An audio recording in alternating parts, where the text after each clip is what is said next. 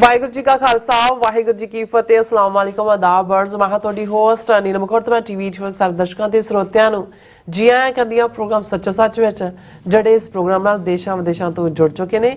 Khalsa ਨਫੇਰ centre ਦੇ ਸੰਚਾਲਕ doctor Amarjit Singh ji studio 'ਚ ਮੇਰੇ ਨਾਲ ਸ਼ਾਮਿਲ ਨੇ। ਉਹਨਾਂ ਨਾਲ ਗੱਲਬਾਤ ਕਰਕੇ ਅੱਜ ਦੇ ਵਿਸ਼ੇ ਉੱਪਰ ਉਹਨਾਂ ਤੋਂ ਉਹਨਾਂ ਦਾ ਤਜ਼ੀਆ ਜਾਣਦੇ ਹਾਂ।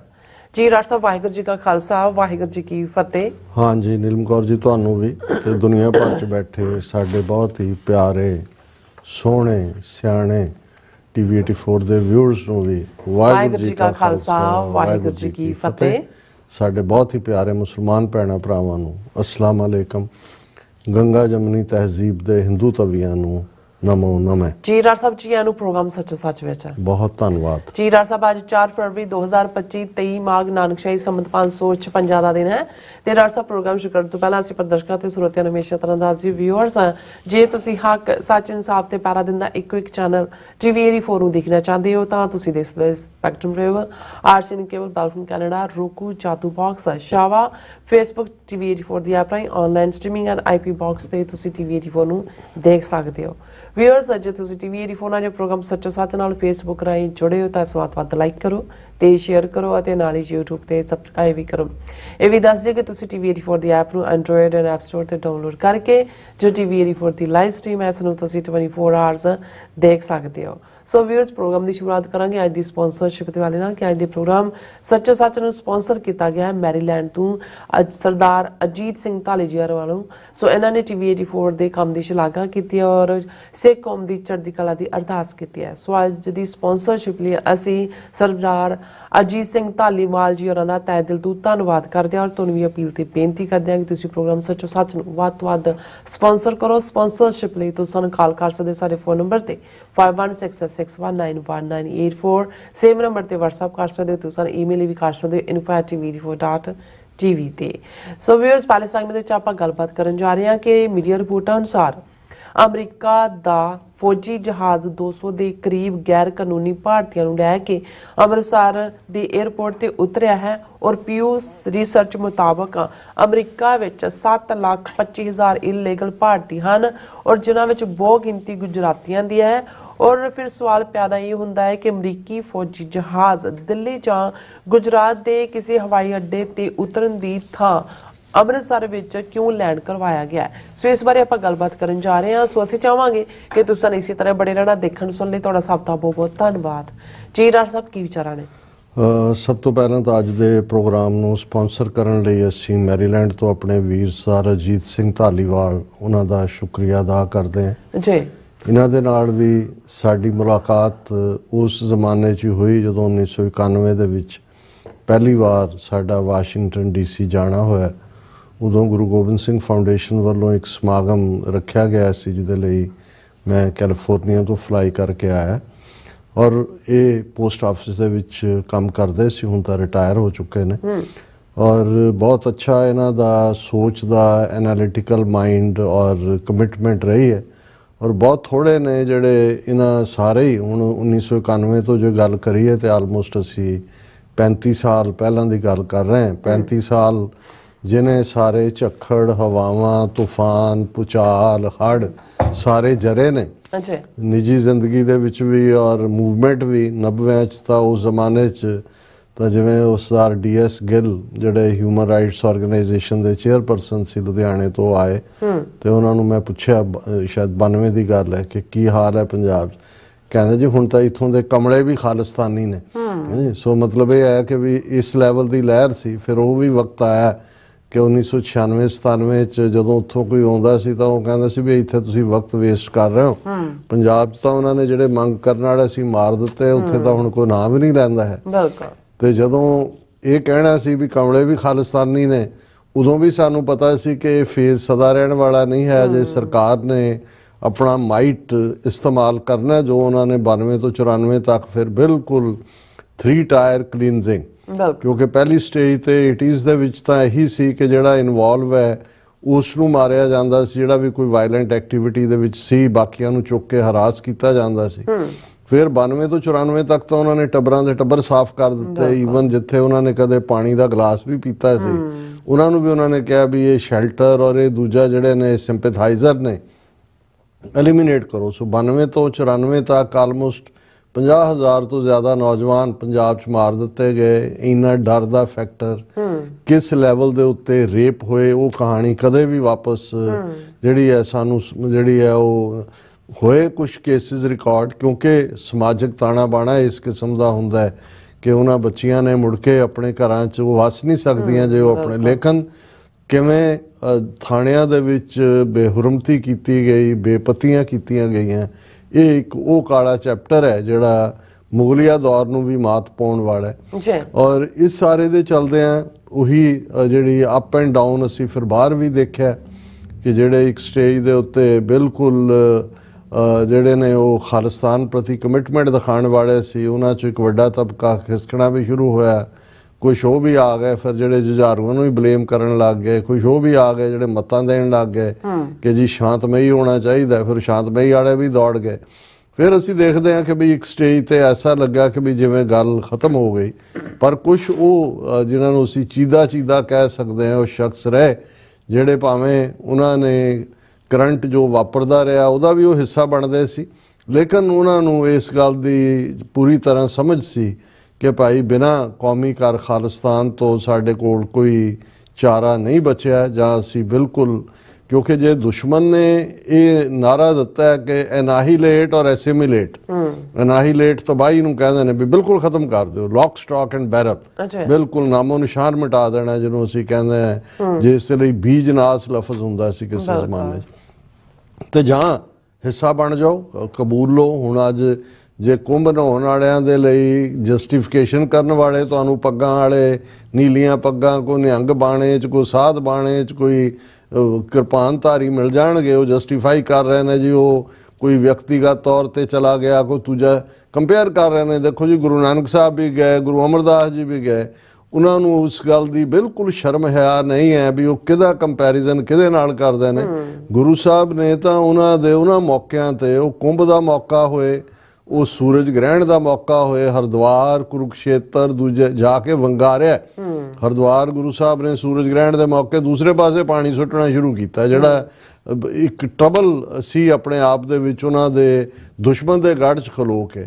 ਔਰ ਇਵੇਂ ਹੀ ਜਿਹੜਾ ਅੱਡ-ਅੱਡ ਮੌਕਿਆਂ ਦੇ ਉੱਤੇ ਜੇ ਗੁਰੂ ਨਾਨਕ ਸਾਹਿਬ ਜਗਨਨਾਥਪੁਰੀ ਗਏ ਤਾਂ ਉੱਥੇ ਉਹਨਾਂ ਨੇ ਕਿਹਾ ਕਿ ਬਈ ਆ ਤੁਹਾਡੀਆਂ ਆਰਤੀਆਂ ਦਾ ਕੋਈ ਮਤਲਬ ਨਹੀਂ ਹੈ, ਗਗਨ ਮੈਂ ਥਾਲ ਰਬ ਚੰਦ ਦੀਪਕ ਬਣੇ ਤਾਰਕਾ ਮੰਡਲ ਜਨਕ ਮੋਤੀ। ਇਹ ਹੁੰਦਾ ਜਿਹੜੇ ਲੋਕ ਟਰਨ ਕੋਟ ਹੁੰਦੇ ਨੇ, ਜਾਂ ਜਿਹੜੇ ਲੋਕ ਹਰ ਬਦਲਦੀ ਸਿਚੁਏਸ਼ਨ ਜਿਨ੍ਹਾਂ ਨੇ ਆਪਣੀ ਜ਼ਮੀਰ ਵਿੱਚ ਹੀ ਹੁੰਦੀ ਹੈ, ਜਾਂ ਇੱਕ ਵੈਸੇ ਹੀ ਝਲਪਣਾ ਕਿਸੇ ਨੂੰ ਲੱਗਾ ਹੁੰਦਾ ਹੈ ਕਿ ਜੀ ਸਾਡੀ ਲਾਇਲਟੀ ਜਿਹੜੀ ਹੈ ਉਹ ਉਹਦੇ ਨਾਲ ਹੈ, ਉਹ ਉਹਨਾਂ ਨੂੰ ਉਹ ਭੁੱਲ ਜਾਂਦਾ ਹੈ ਕਿ ਵੀ ਮਨਮੁਖ ਹੋਏ ਬੰਦੇ ਦਾ ਬੰਦਾ। ਜਦੋਂ ਤੁਸੀਂ ਬੰਦੇ ਦੇ ਬੰਦੇ ਹੁੰਦੇ ਹੋ ਫਿਰ ਤੁਸੀਂ ਮਨਮੁਖ ਹੁੰਦੇ ਹੋ। ਔਰ 10ਵੇਂ ਪਾਤਸ਼ਾਹ ਨੇ ਹੁਣ ਬੇਸ਼ੱਕ ਜਦੋਂ ਅਸੀਂ ਆਪਣੇ ਇਤਿਹਾਸ ਨੂੰ ਦੇਖਦੇ ਹਾਂ, 10ਵੇਂ ਪਾਤਸ਼ਾਹ ਦਮਦਮਾ ਸਾਹਿਬ ਤੋਂ ਦੱਖਣ ਵੱਲ ਜਾ ਰਹੇ ਨੇ, ਰਾਜਸਥਾਨ ਦੇ ਵਿੱਚੋਂ ਨਿਕਲਦੇ ਆ ਕਿਉਂਕਿ ਉਹੀ ਰਾਊਟ ਹੈ ਜਿਹੜਾ ਦੱਖਣ ਨੂੰ ਜਾਂਦਾ ਹੈ। ਔਰ ਦਾਦੂ ਜਿਹੜਾ ਇੱਕ ਬਹੁਤ ਵੱਡਾ ਫਕੀਰ ਦੇ ਜਿਹੜਾ ਉਹਦਾ ਟਿਕਾਣਾ ਸੀ, ਦਾਦੂ ਦੇ ਮਜ਼ਾਰ ਦੇ ਲਾਗਿਓਂ ਲੰਘੇ ਤੇ ਔਰ ਗੁਰੂ ਸਾਹਿਬ ਨੇ ਤੀਰ ਦੇ ਨਾਲ ਜਿਵੇਂ ਸਲੂਟ ਕੀਤਾ ਜਾਂਦਾ ਕੀਤਾ ਹੈ, ਉੱਥੇ ਹੀ ਸਿੱਖਾਂ ਨੇ ਗੁਰੂ ਸਾਹਿਬ ਨੂੰ ਜਿਹੜਾ ਹੈ ਉਹ ਜਵਾਬਦੇਹੀ ਕੀਤੀ ਕਿ ਮਹਾਰਾਜ ਤੁਹਾਡਾ ਤਾਂ ਫਰਮਾਨ ਹੈ ਕਿ ਵੀ ਜਾਗਤ ਜੋਤ ਜਪੈ ਨਿਸਬਾਸਰ, ਏਕ ਬਿਨਾ ਮਨ ਨੈਕ ਨਾ ਆਨੈ, ਪੂਰਨ ਪ੍ਰੇਮ ਪ੍ਰਤੀਤ ਸਜੇ, ਗੌਰ ਮੜੀ ਮਟ ਭੂਲ ਨਾ ਮਾਨੈ, ਤੀਰਥ ਦਾਨ ਦਇਆ ਤਪ ਸੰਜਮ, ਏਕ ਬਿਨਾ ਨਹਿ ਏਕ ਪਛਾਨੈ, ਪੂਰਨ ਜੋਤ ਜਗੈ ਘਟ ਮੈਂ ਤਬ, ਖਾਲਸ ਤਾਹੇ ਨਿਖਾਲਸ ਜਾਣੇ। ਕਿ ਖਾਲਸਾ ਹੋਇਆ ਜਿਹੜਾ ਗੌਰ ਕਬਰਾਂ ਨੂੰ ਕਹਿੰਦੇ ਨੇ ਕਿ ਕਬਰ ਦੀ ਪੂਜਾ ਨਹੀਂ ਹੈ, ਮੜੀਆਂ ਜੋ ਸਮਾਧਾਂ ਬਣਾ ਕੇ, ਹੁਣ ਤਾਂ ਸਾਡੇ ਆਪਣੇ ਖੇਤਾਂ 'ਚ ਜਠੇਰਿਆਂ ਦੀਆਂ ਸਮਾਧਾਂ ਬਣਾ ਕੇ ਬਹਿ ਗਏ, ਪਰ ਗੁਰੂ ਸਾਹਿਬ ਦਾ ਇਹ ਹੁਕਮ ਹੈ ਕਿ ਨਾ ਕਬਰਾਂ ਦੀ ਪੂਜਾ ਕਰਨੀ ਹੈ, ਨਾ ਸਮਾਧਾਂ ਦੀ ਕਰਨੀ, ਗੌਰ ਮੜੀ ਮੱਠ ਨਾ ਮੱਠਾਂ ਦੇ ਵਿੱਚ। ਆ ਸਾਰੇ ਜਿਹੜੇ ਸ਼ੰਕਰਾਚਾਰੀਆ ਮੱਠਾਂ ਵਾਲੇ ਹੀ ਨੇ, ਆ ਸਾਰੇ ਕੁੰਭ ਵਾਲੇ ਮੱਠਾਂ ਵਾਲੇ ਹੀ ਨੇ। ਗੌਰ ਮੜੀ ਮੱਠ ਭੂਲ ਨਾ ਮਾਨੇ। ਔਰ ਇਹ ਸਾਰਾ ਜੇ ਇਸ ਔਰ ਜਦੋਂ ਗੁਰੂ ਸਾਹਿਬ ਨੇ ਖੁਸ਼ੀ ਦਾ ਇਜ਼ਹਾਰ ਕੀਤਾ ਇਸ ਦੇ ਉੱਤੇ ਕਿ ਮੈਂ ਆਪਣੇ ਖਾਲਸੇ ਨੂੰ ਪਰਖ ਰਿਹਾ ਸੀ ਕਿ ਭਾਈ ਜਦੋਂ ਸਿਧਾਂਤ ਦੀ ਗੱਲ ਆਏਗੀ ਇਹ ਖਾਲਸਾ ਖਲੋਏਗਾ ਜਾਂ ਬੰਦੇ ਦੇ ਪਿੱਛੇ ਜਿਹੜਾ ਖੜਾ ਹੋਏਗਾ। ਤੇ ਅੱਜ ਹਾਲਾਤ ਜਿਹੜੇ ਨੇ ਜੋ ਅਕਾਲੀਆਂ ਨੇ ਜੋ ਖੇਡ ਆਈ ਹੋਈ ਹੈ, ਅਕਾਲ ਤਖਤ ਸਾਹਿਬ ਦੇ ਹਵਾਲੇ ਨਾਲ 2 ਦਸੰਬਰ ਦੇ ਫੈਸਲਿਆਂ ਨੂੰ ਲੈ ਕੇ ਉਹ ਆਪਣਾ ਉਹਦਾ ਇੱਕ ਜਿਹੜੇ ਸਚਿਆਰੇ ਗੁਰਸਿੱਖ ਨੇ ਉਹਨਾਂ ਦੇ ਦਿਲ ਜਿਹੜੇ ਨੇ ਦੁਖੇ ਹੋਏ ਨੇ। ਦੂਸਰੇ ਪਾਸੇ ਅਸੀਂ ਇਸ ਕਿਸਮ ਦਾ ਸਨਾਤਨੀ ਤਬਕਾ ਜਿਹੜਾ 1920 ਤੱਕ ਪਹੁੰਚਦੇ ਆ, ਜਿਨ੍ਹਾਂ ਦਾ ਇਹੀ ਸੀ, ਜਿਨ੍ਹਾਂ ਦੇ ਕੋਲ ਗੁਰਦੁਆਰੇ ਸੀ। ਮਹੰਤ ਨਰੈਣੂ ਦੂਜੇ ਤੀਜੇ ਕੌਣ ਸੀ? ਇਹੀ ਉਦਾਸੀ, ਇਹੀ ਜਿਨ੍ਹਾਂ ਤੋਂ ਗੁਰਦੁਆਰੇ ਲਏ, ਕਿਉਂਕਿ ਕਿਸ ਕਿਸਮ ਦੇ ਵਿਭਚਾਰੀ, ਦੁਰਾਚਾਰੀ ਔਰ ਸਰਕਾਰ ਦੇ ਹੱਥ ਠੋਕ ਕੇ ਬਣੇ ਹੋਏ ਸੀ। ਤੇ ਅੱਜ ਉਹਦੀ ਜਸਟੀਫਿਕੇਸ਼ਨ ਕਰ ਰਹੇ ਨੇ। ਇੱਕ ਮੈਂ ਕਿਸੇ ਦੀ ਐਕਸਪਲੇਨੇਸ਼ਨ ਦੇਖ ਰਿਹਾ ਸੀ ਕਿ ਜੀ ਉਦਾਸੀਆਂ ਦੀ ਉਹ ਜਸਟੀਫਾਈ ਕਰ ਰਿਹਾ ਸੀ ਕਿ ਜੀ ਉਹ ਭਾਈ ਸੱਤਾ ਤੇ ਬਲਵੰਡ ਨੇ ਬਾਣੀ ਦੇ ਵਿੱਚ ਲਿਖਿਆ ਕਿ ਜੀ ਪੁੱਤਰੀ ਕੌਲ ਨਾ ਪਾਲਿਓ। ਉਦੋਂ ਤਾਂ ਸ੍ਰੀ ਚੰਦ ਭਾਵੇਂ ਵਿਗੜਿਆ ਹੋਇਆ ਸੀ, ਪਰ ਉਹਦੇ ਤੋਂ ਬਾਅਦ ਜਿਹੜਾ ਫਿਰ ਉਹ ਆ ਗਿਆ ਸੀ, ਗੁਰੂ ਸਾਹਿਬ ਦੀ ਸ਼ਰਨ ਆ ਗਿਆ ਸੀ।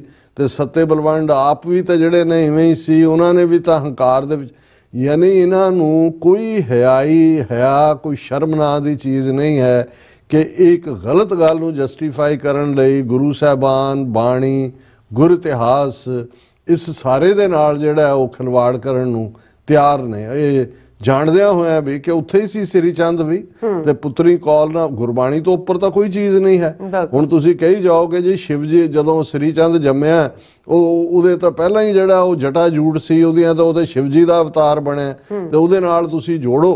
ਤੇ ਗੁਰੂ ਸਾਹਿਬ ਨੇ ਤਾਂ ਜਦੋਂ ਸਾਡੇ ਲਈ ਗੁਰਬਾਣੀ ਇੱਕ ਜਿਹੜੀ ਹੈ ਗਾਈਡਲਾਈਨ ਹੈ, ਉਸ ਗੁਰਬਾਣੀ ਕਹਿੰਦੇ ਵੀ ਪੁੱਤਰੀ ਕੌਲ ਨਾ ਪਾਲਿਓ, ਵੀ ਇਹ ਤਾਂ ਮੁੱਕਰ ਗਏ, ਪਿੱਠ ਦਿਖਾਈ ਹੈ। ਔਰ ਭਾਈ ਲਹਿਣਾ ਜੀ ਨੂੰ ਗੁਰੂ ਸਾਹਿਬ ਨੇ ਸਥਾਪਿਤ ਕਰਕੇ ਇਹ ਸਾਬਤ ਕਰ ਦਿੱਤਾ ਕਿ ਭਾਈ ਇਹ ਜਿਹੜੀ ਡਿਵਾਈਨ, ਜਿਹੜੀ ਰੱਬੀ ਦਾਤ ਹੈ, ਇਸ ਦਾ ਸੰਬੰਧ ਕੋਈ ਜਨਮ ਨਾਲ ਨਹੀਂ ਜੁੜਿਆ ਹੋਇਆ। ਉੱਥੇ ਹੀ ਸੀ ਸਾਰੇ। ਜਦੋਂ 10ਵੇਂ ਪਾਤਸ਼ਾਹ ਗੁਰੂ ਕਲਗੀਧਰ ਪਾਤਸ਼ਾਹ ਨੇ ਗੁਰੂ ਗ੍ਰੰਥ ਸਾਹਿਬ, ਗੁਰੂ ਪੰਥ ਨੂੰ ਜਿਹੜਾ ਉਹ ਗੁਰਗੱਦੀ ਬਖਸ਼ੀ ਹੈ, ਤੇ ਬੇਦੀ, ਸੋਢੀ, ਤਰੇਣ, ਭੱਲੇ ਸਾਰੇ ਉੱਥੇ ਹੀ ਸੀ।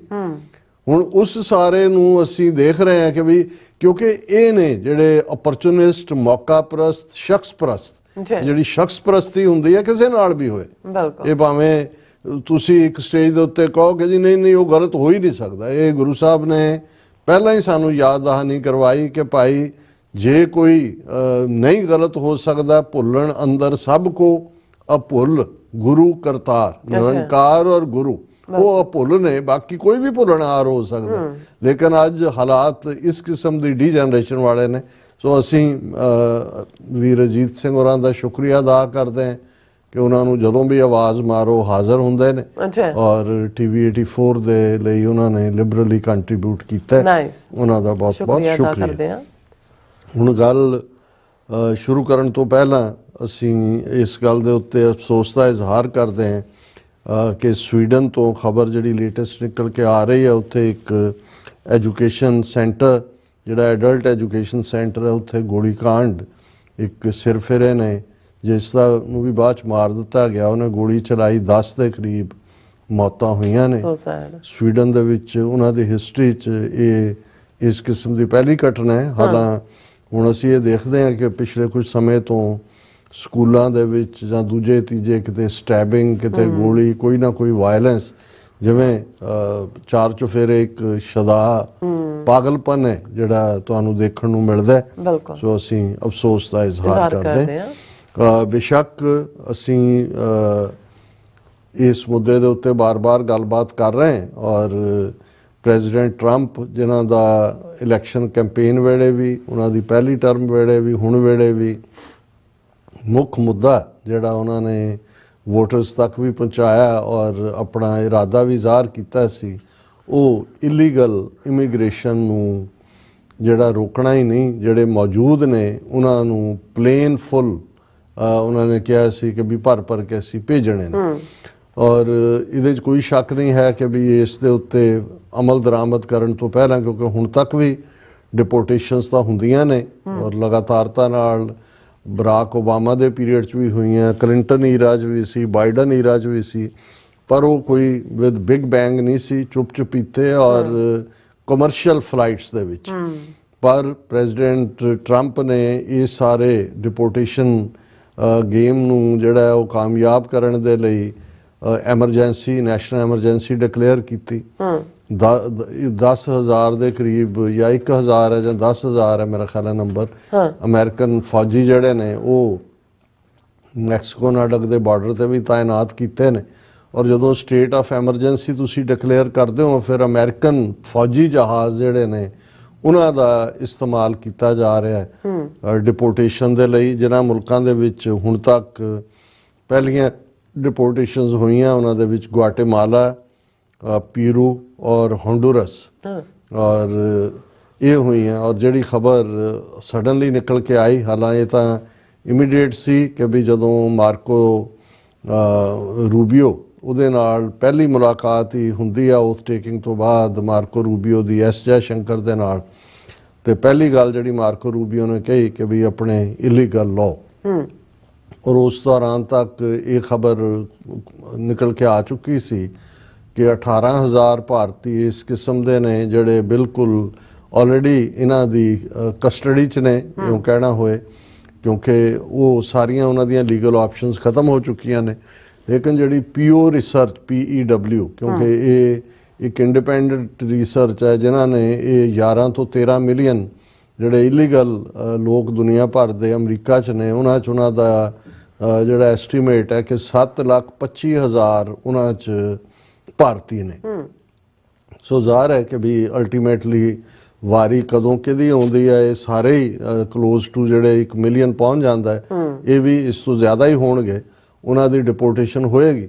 ਪਰ ਇਹ ਵੀ ਸੀ ਕਿ ਜਿਹੜੇ ਮੈਜੋਰਿਟੀ ਨੇ ਇਲੀਗਲ ਉਹਨਾਂ ਦੇ ਵਿੱਚ ਗੁਜਰਾਤੀ ਨੇ ਔਰ ਫਿਰ ਦੂਸਰਿਆਂ ਦਾ ਵੀ ਆਂਦਾ। ਔਰ ਅਸੀਂ ਇਸ ਪਿਛਲੇ ਪੀਰੀਅਡ 'ਚ ਦੇਖਿਆ ਕਿ ਜਿਹੜੇ ਗੁਜਰਾਤੀ ਏਜੰਟ ਕਿਸ ਲੈਵਲ ਤੇ ਇਨਵੋਲਵ ਸੀ। ਜਿਹੜਾ ਜਹਾਜ਼ ਫਰਾਂਸ ਤੋਂ ਮੋੜਿਆ ਗਿਆ ਸੀ, ਫਰਾਂਸ ਨੇ ਥੱਲੇ ਲਾ ਲਿਆ ਸੀ, ਉਹਦੇ 'ਚ ਵੀ ਮੈਜੋਰਿਟੀ ਗੁਜਰਾਤੀ ਸੀ। ਹੁਣ ਜਿਹੜੀ ਖਬਰ ਨੇ ਚਾਰ ਚੁਫੇਰੇ ਉਹਨੂੰ ਬੜਾ ਐਡਵਰਟਾਈਜ਼ ਵੀ ਕੀਤਾ ਗਿਆ, ਇੰਟਰਨੈਸ਼ਨਲ ਲੈਵਲ ਤੇ ਵੀ ਆਈ, ਇੰਡੀਅਨ ਮੀਡੀਆ 'ਚ ਵੀ ਹੋਇਆ ਕਿ ਪਹਿਲਾ ਜਿਹੜਾ ਡਿਪੋਰਟੇਸ਼ਨ ਦਾ ਜਥਾ ਹੈ ਉਹ ਅਮਰੀਕਾ ਦੇ ਫੌਜੀ ਜਹਾਜ਼ C-17 Globemaster military plane, Globemaster mark ਹੈ, ਦਰਸ਼ਕ ਪਿਕਚਰਸ ਵੀ ਦੇਖ ਸਕਦੇ ਨੇ, ਉਹ 200 ਦੇ ਕਰੀਬ ਜਿਹੜਾ ਭਾਰਤੀਆਂ ਨੂੰ ਜਿਹੜੇ ਗੈਰ ਕਾਨੂੰਨੀ ਤੌਰ ਤੇ ਇੱਥੇ ਸੀ ਉਹਨਾਂ ਨੂੰ ਲੈ ਕੇ ਅੰਮ੍ਰਿਤਸਰ ਦੇ ਜਿਹੜਾ 에ਅਰਪੋਰਟ ਦੇ ਉੱਤੇ ਉਤਰਿਆ। ਹੁਣ ਪੈਂਦਿਆਂ ਹੀ ਜਿਹੜੀ ਇੱਕਦਮ ਦਿਮਾਗ 'ਚ ਜਾਂਦਾ ਹੈ ਕਿ ਵੀ ਅਦਰਵਾਈਜ਼ ਜਦੋਂ ਮੰਗ ਹੁੰਦੀ ਹੈ ਕਿ ਵੀ ਤੁਸੀਂ ਜ਼ਿਆਦਾ ਫਲਾਈਟਸ ਅੰਮ੍ਰਿਤਸਰ 에ਅਰਪੋਰਟ ਤੇ ਕਰੋ, ਡਾਇਰੈਕਟ ਫਲਾਈਟਸ ਕਰੋ, ਦੂਸਰੇ ਕਰੋ, ਉਹਨਾਂ ਨੂੰ ਤਾਂ ਦਿੱਲੀ ਨੂੰ ਤੋਰਿਆ ਹੁੰਦਾ ਹੈ। ਬਿਲਕੁਲ। ਸੋ ਇਹ ਕਿਉਂਕਿ ਹੁਣ ਜਿਹੜਾ ਵੀ ਡਿਪੋਰਟੇਸ਼ਨ ਜਾਂ ਦੂਜੇ, ਕਿਉਂਕਿ ਇੰਡੀਆ ਨੇ ਤਾਂ ਗੋਡੇ ਟੇਕ ਦਿੱਤੇ, ਉਹਨਾਂ ਨੇ ਕੋਈ ਇਸ ਦੇ ਉੱਤੇ ਜਦੋਂ ਇਹ ਕਿਹਾ ਕਿ ਜੀ ਅਸੀਂ ਤਾਂ ਚੈਂਪੀਅਨ ਹੈ ਇਸ ਗੱਲ ਦੇ ਵੀ ਇਲੀਗਲ ਨਹੀਂ ਹੋਣੇ ਚਾਹੀਦੇ ਨੇ, ਤੁਸੀਂ ਲੀਗਲ ਜਿਹੜਾ ਉਹ ਸਾਡੇ ਦਰਵਾਜ਼ੇ ਖੋਲੋ। ਸੋ ਉਸ ਤੋਂ ਬਾਅਦ ਜੋ ਵੀ ਹੋ ਰਿਹਾ ਉੱਥੇ, ਕਿਹੜਾ ਜਹਾਜ਼ ਉੱਡਣਾ ਹੈ, ਕਿੱਥੋਂ ਉੱਡਣਾ ਹੈ, ਕਿਹੜੇ 에ਅਰਪੋਰਟ ਤੇ ਉਹਨਾਂ ਨੇ ਲੈਂਡ ਕਰਵਾਉਣਾ, ਅਮਰੀਕਾ ਨੂੰ ਇਹਦੇ ਨਾਲ ਕੋਈ ਦਿਲਚਸਪੀ ਨਹੀਂ ਅਦਰ ਦੈਨ ਕਿ ਇੱਥੋਂ ਹੀ ਨਿਕਲਣੇ ਚਾਹੀਦੇ ਨੇ। ਪਰ ਇਹ ਇੱਕ ਡੈਲੀਬਰੇਟ ਤਰੀਕੇ ਨਾਲ ਜਦੋਂ ਮੈਂ ਦੇਖਦਾ ਕਿ ਵੀ ਫਿਰ ਜਿਹੜੀਆਂ ਖਬਰਾਂ ਕੀਤੀਆਂ ਗਈਆਂ ਪਲਾਂਟ ਕੇ ਜੀ ਇਹ ਜਿਹੜੇ ਨੇ ਇਹਨਾਂ ਚੋਂ ਬਹੁਤੇ ਪੰਜਾਬ ਦੇ ਔਰ ਪੰਜਾਬ ਨਾਲ ਲੱਗਦੇ ਸੂਬਿਆਂ ਦੇ ਨੇ, ਜੇ ਹਰਿਆਣੇ ਦੇ ਵੀ ਹੋਣਗੇ, ਥੋੜੇ ਬਹੁਤ ਜਾਟ ਹੋਣਗੇ, ਮੈਜੋਰਟੀ ਉਹਨਾਂ ਚੋਂ ਆਪਣੇ ਹੋਣਗੇ। ਹੁਣ ਇਹਦੇ ਰਾਹੀਂ ਕੀ ਮੈਸੇਜ ਦੇਣ ਦੀ ਕੋਸ਼ਿਸ਼ ਕੀਤੀ ਜਾ ਰਹੀ ਹੈ ਔਰ ਇਹਦੇ 'ਚ ਵੀ ਇਹ ਆਇਆ ਜੇ ਜਿਹੜੇ ਬਾਹਰ ਆਣਗੇ ਉਹਨਾਂ ਤੋਂ ਬਾਅਦ ਡੀਟੇਲ ਹੋਏਗੀ, ਕਿਉਂਕਿ ਜਿਹੜੇ ਇਹਨਾਂ ਦੇ ਵਿੱਚ ਗੁਆਟੇਮਾਲਾ ਜਾਂ ਪੀਰੂ ਜਾਂ ਹੋਂਡੂਰਸ ਭੇਜੇ ਗਏ ਸੀ ਉਹਨਾਂ ਨੂੰ ਤਾਂ ਹੱਥਕੜੀਆਂ ਲਾ ਕੇ ਔਰ ਪੂਰਾ ਜਿਹੜਾ ਉਹ ਜ਼ਲੀਲ ਕਰਕੇ ਜਿਹੜਾ ਭੇਜਿਆ ਗਿਆ। ਹੁਣ ਇਹਨਾਂ ਨੂੰ ਅੰਮ੍ਰਿਤਸਰ 에ਅਰਪੋਰਟ ਤੇ ਉਤਾਰਨ ਦਾ ਜਿਹੜਾ ਹੈ ਉਹ ਜਿਹੜਾ ਉਸ ਦੇ ਡੂੰਘੇ ਮਤਲਬ ਨੇ। ਪਰ ਇਸ ਤੋਂ ਪਹਿਲਾਂ ਇਹ ਜਿਹੜਾ ਜਹਾਜ਼ military plane C-17 Globemaster ਉੱਡਿਆ, ਇਹਦੀ ਰੀਫਿਊਲਿੰਗ ਜਿਹੜੀ ਹੈ ਹੁਣ, ਕਿਉਂਕਿ ਬਹੁਤ ਲੰਬੀ ਫਲਾਈਟ ਹੈ ਜਿਹੜੀ ਹੈ ਮਿਲਟਰੀ ਬੇਸ ਮੋਸਟ ਲਾਈਕਲੀ, ਕਿਉਂਕਿ ਬਹੁਤ ਜ਼ਿਆਦਾ ਜਿਹੜੇ ਡਿਟੇਨ ਕੀਤੇ ਹੋਏ ਨੇ ਉਹ ਐਲ ਪਾਸੋ ਜਾਂ ਸੈਂਡੀਐਗੋ, ਐਲ ਪਾਸੋ ਟੈਕਸਾਸ 'ਚ ਹੈ ਔਰ ਸੈਂਡੀਐਗੋ ਕੈਲੀਫੋਰਨੀਆ 'ਚ ਹੈ। ਉੱਥੇ ਇਹਨਾਂ ਨੇ ਜੇਲਾਂ ਬਣਾਈਆਂ ਹੋਈਆਂ ਨੇ ਮੋਸਟਲੀ, ਕਿਉਂਕਿ ਮੈਕਸੀਕੋ ਬਾਰਡਰ ਨਾਲ ਲੱਗਦਾ ਹੈ, ਇਧਰੋਂ ਤੇ ਜੁਆਨਾ ਦਾ ਹੈਗਾ, ਦੂਸਰੇ ਪਾਸੇ ਦੂਸਰਾ ਬਾਰਡਰ ਹੈ। ਸੋ ਉੱਥੋਂ ਹੀ ਉਡੀ ਹੋਏਗੀ ਫਲਾਈਟ ਜਿਹੜੀ ਹੈ ਮਿਲਟਰੀ, ਔਰ ਇਹ ਜਰਮਨ ਦੇ ਵਿੱਚ ਰੀਫਿਊਲ ਹੋਈ। ਔਰ ਇਹ ਜਿਹੜਾ ਇਸ ਤੋਂ ਇਲਾਵਾ ਅਸੀਂ ਇਹ ਦੇਖਦੇ ਹਾਂ ਕਿ ਇਸ ਨਿਊਜ਼ 'ਚ ਇਹ ਵੀ ਕਿਹਾ ਗਿਆ ਕਿ ਵੀ ਨਵੰਬਰ 2024 ਦੇ ਵਿੱਚ ਅਮਰੀਕਾ ਨੇ 18,000 ਇਲੀਗਲ ਭਾਰਤੀ ਜਿਹੜੇ ਨੇ ਉਹਨਾਂ ਦੀ ਲਿਸਟ ਭਾਰਤ ਨੂੰ ਸੌਂਪੀ ਸੀ। ਸੋ ਇਹ ਬਿਲਕੁਲ ਕੋਆਰਡੀਨੇਟ ਕਰਕੇ ਹੋਇਆ ਵੀ ਇਹਨਾਂ ਨੂੰ ਅੰਮ੍ਰਿਤਸਰ ਉਤਾਰਨਾ ਹੈ, ਉਹਦੇ 'ਚ ਆਇਡੈਂਟੀਫਾਈ ਵੀ ਆਪਣੇ ਜਿਹੜੇ ਨੇ ਉਹ ਬੱਚੇ ਕੀਤੇ ਹੋਣਗੇ। ਹੁਣ ਇਸ ਚੋਂ ਇੱਕ ਪਾਸੇ ਤਾਂ ਇਹ ਪਹਿਲਾ ਪ੍ਰਭਾਵ, ਜੇ ਹੁਣ ਇੱਕ ਪਾਸੇ ਟਰੰਪ ਦੀ ਆਮਦ ਜਾਂ ਉਸ ਤੋਂ ਪਹਿਲਾਂ ਇੰਡੀਆ ਦਾ ਟਰਾਂਸਨੈਸ਼ਨਲ ਰਿਪਰੈਸ਼ਨ 'ਚ ਹੋਣਾ, ਇੱਕ ਕਾਮਨ ਬੰਦਾ ਜਿਹੜਾ ਡੀਟੇਲ ਜਿਹਨੂੰ ਨਹੀਂ ਪਤਾ ਹੁੰਦਾ ਕਿ ਸਿਸਟਮ ਕਿਵੇਂ ਕੰਮ ਕਰਦੇ ਨੇ ਜਾਂ ਕਿਸੇ ਇੱਕ ਬੰਦੇ ਦੇ ਆਉਣ ਨਾਲ ਕੀ ਅਪ ਜਾਂ ਡਾਊਨ ਹੁੰਦਾ, ਉਹਨਾਂ ਨੂੰ ਇਸ ਕਿਸਮ ਦਾ ਇੱਕ ਫੀਅਰ ਸਾਈਕੋਸਿਸ ਹੀ ਦਿੱਤਾ ਜਾਂਦਾ ਕਿ ਲਓ ਜੀ ਇੱਥੇ ਤਾਂ ਖਾਲਿਸਤਾਨੀਆਂ ਨੇ ਰੌਲਾ ਪਾਇਆ ਹੋਇਆ ਸੀ ਕਿ ਟਰੰਪ ਆ ਗਿਆ, ਹੁਣ ਉਹ ਖਾਲਿਸਤਾਨ ਬਣਾਓ, ਤੇ ਉਹ ਤਾਂ ਤੁਹਾਡੇ ਲੱਗਾ ਕੱਢਣ। ਔਰ ਇਸ ਕਿਸਮ ਦੇ ਘਟੀਆ ਆਪਣੇ ਯੂਟਿਊਬਰ ਬੈਠੇ ਹੋਏ ਨੇ, ਮੈਂ ਪਿਛਲੇ 48 ਘੰਟੇ ਜੀ ਦੇਖ ਰਿਹਾ, ਇੱਦਾਂ ਦੇ ਖਤਰਨਾਕ ਜੇ ਹੈਡਿੰਗ ਲਾ ਕੇ ਹੁਣ ਟਰੰਪ ਬਾਕੀ ਪੰਜਾਬੀਆਂ ਨੂੰ ਵੀ ਕੱਢੂ, ਹੁਣ ਫਲਾਣਾ ਹੋਊ ਤੇ ਟਿਮਕਾ ਹੋਊ, ਤੇ ਆਪਣੀ TRP ਦੇਖਣ ਦੇ ਲਈ ਕਈ ਥਾਵਾਂ ਦੇ ਉੱਤੇ ਜੀ ਇਲੀਗਲ ਇਮੀਗ੍ਰੈਂਟਸ ਨੂੰ ਅਸੀਂ ਐਡਵਾਈਸ ਦੇ ਰਹੇ ਹਾਂ।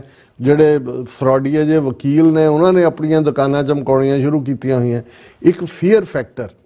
ਔਰ ਉਸ ਫੀਅਰ ਫੈਕਟਰ 'ਚ ਫਰਦਰ ਅਸੀਂ ਜਦੋਂ ਵਾਧਾ ਦੇਖਣਾ ਹੋਏ ਫਿਰ ਅਸੀਂ ਇਸ ਪਾਰਟ ਨੂੰ ਦੇਖ ਸਕਦੇ ਕਿ ਇਹ ਨਾਲ ਦੀ ਨਾਲ ਪੰਜਾਬ ਦੇ DGP ਦੇ ਨਾਲ ਰਿਲੇਟਡ ਇਹ ਆ ਗਿਆ ਕਿ ਜੀ case history of 100 criminals ready, 20 residing in US। ਹੁਣ ਉਹ ਆਪਣੀ ਲਿਸਟ ਬਣਾ ਕੇ ਬੈਠੇ ਨੇ। ਹਾਲਾਂ ਇਸ ਗੱਲ ਨੂੰ ਉਹ ਸਮਝਦੇ ਨੇ ਕਿ ਵੀ ਇਹ ਬਾਹਰਲੇ ਸਿੱਖਾਂ ਨੇ ਇਹ ਕਹਿਣਾ ਕਿ ਵੀ ਇਹ ਸਾਰੇ ਜਿਹੜੇ ਨੇ ਇਹਨਾਂ ਨੂੰ ਤਾਂ ਉਹਨਾਂ ਨੇ ਹਰਾਸਮੈਂਟ ਜਿਹੜਾ ਲੈ ਲੈਣਾ ਕਸਟਡੀ ਦੇ ਵਿੱਚ, ਉਹਨਾਂ ਨੂੰ ਗ੍ਰਿਲ ਕਰਨਗੇ, ਦੱਸੋ ਜੀ ਕਿਹਨੇ ਨਾਰੇ ਲਾਏ, ਕਿਹਨੇ ਕੀ ਕੀਤਾ। ਗੱਲ ਤਾਂ ਅਲਟੀਮੇਟਲੀ ਪਹਿਲਾਂ ਇੱਥੇ ਵਿਚਾਰੇ ਏਜੰਟਾਂ ਤੋਂ ਲੁਟਵਾ ਕੇ ਇੱਥੇ ਆਏ, ਇੱਥੋਂ ਜਿਹੜਾ ਨੇ ਜਲੀਲ ਹੋ ਕੇ ਨਿਕਲੇ, ਪੁਲਿਸ ਕੱਲੇ ਕੱਲੇ ਦੇ ਟੱਬਰ ਤੋਂ ਪੈਸਾ ਖਾ ਕੇ ਛੱਡੇਗੀ। ਤੇ ਨਾਲ ਦੀ ਨਾਲ ਉਹਨਾਂ ਨੇ ਆ ਗਿਆ ਕਿ ਜੀ ਜਿਹੜਾ DGP ਹੈ ਝੂਠਾ ਬੰਦਾ ਗੌਰਵ ਯਾਦਵ, ਉਹ ਕਹਿੰਦਾ police to be friendly with those deported from US, ਕਿ ਜਿਹੜੇ ਡਿਪੋਰਟ ਕਰਕੇ ਆਏ ਨੇ ਅਸੀਂ ਉਹਨਾਂ ਨਾਲ ਬਹੁਤ ਦੋਸਤਾਨਾ ਤਰੀਕੇ ਨਾਲ ਕਰਾਂਗੇ। However criminal antecedents if any would be checked and due action taken, ਕਿ ਅਸੀਂ ਦੇਖਾਂਗੇ ਉਹਨਾਂ ਦਾ ਕ੍ਰਿਮੀਨਲ ਰਿਕਾਰਡ ਕੀ ਹੈ ਔਰ ਦੂਸਰਾ ਕੀ ਹੈ, ਔਰ ਫਿਰ ਅਸੀਂ ਦੇਖਾਂਗੇ ਜੀ ਕਿਹੜੇ ਰਾਊਟ ਰਾਹੀਂ ਗਏ, ਡੰਕੀ ਰੂਟ ਰਾਹੀਂ ਗਏ, ਔਰ ਉਹ ਉਹਨਾਂ ਸਾਰੀਆਂ ਡਿਟੇਲਸ ਨੂੰ ਵੀ ਲਵਾਂਗੇ।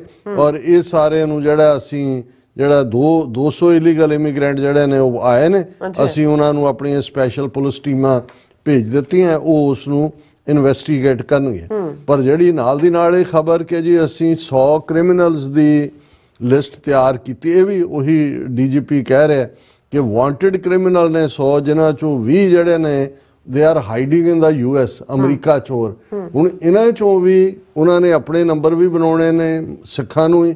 ਉਹਨਾਂ ਦੇ ਲਈ ਗੁਰਚਰਨ ਸਿੰਘ ਹੈ ਕਿ ਅਵਤਾਰ ਸਿੰਘ ਹੈ ਕਿ ਪਰਮਜੀਤ ਸਿੰਘ, ਕੋਈ ਫਰਕ ਨਹੀਂ, ਉਹਨਾਂ ਨੇ ਸਿੱਖਾਂ ਦੇ ਮੁੰਡੇ ਮਾਰਨੇ ਨੇ, ਜ਼ਲੀਲ ਕਰਨਾ ਹੈ, ਜੇਲ੍ਹਾਂ 'ਚ ਉਹਨਾਂ ਨੂੰ ਡੱਕਣਾ ਹੈ ਔਰ ਬਾਹਰ PR ਕਰਨਾ ਕਿ ਇਹ ਤਾਂ ਦੇਖੋ ਜੀ ਗੈਂਗਸਟਰ ਕ੍ਰਿਮੀਨਲ। ਹੁਣ ਕਹਿ ਰਿਹਾ 100 ਦੀ ਅਸੀਂ ਲਿਸਟ ਬਣਾਈ ਹੈ ਔਰ 20 ਜਿਹੜੇ ਨੇ ਉਹ ਅਮਰੀਕਾ ਦੇ ਵਿੱਚ ਛੁਪੇ ਹੋਏ ਨੇ, ਔਰ ਅਸੀਂ ਇਹ ਦੇਖਾਂਗੇ ਕਿ ਉਹਨਾਂ 'ਚੋਂ ਜਿਹੜੇ ਆਏ ਨੇ ਇਹਨਾਂ 'ਚ ਤਾਂ ਨਹੀਂ ਹੈ ਉਹਨਾਂ 'ਚੋਂ ਕੋਈ ਕ੍ਰਿਮੀਨਲ। ਸੋ ਆਲਰੇਡੀ ਉਹਨਾਂ ਨੇ ਉਹ ਸਾਰਾ ਜਿਹੜਾ ਗਰਾਊਂਡ ਵਰਕ ਤਿਆਰ ਕਰ ਲਿਆ।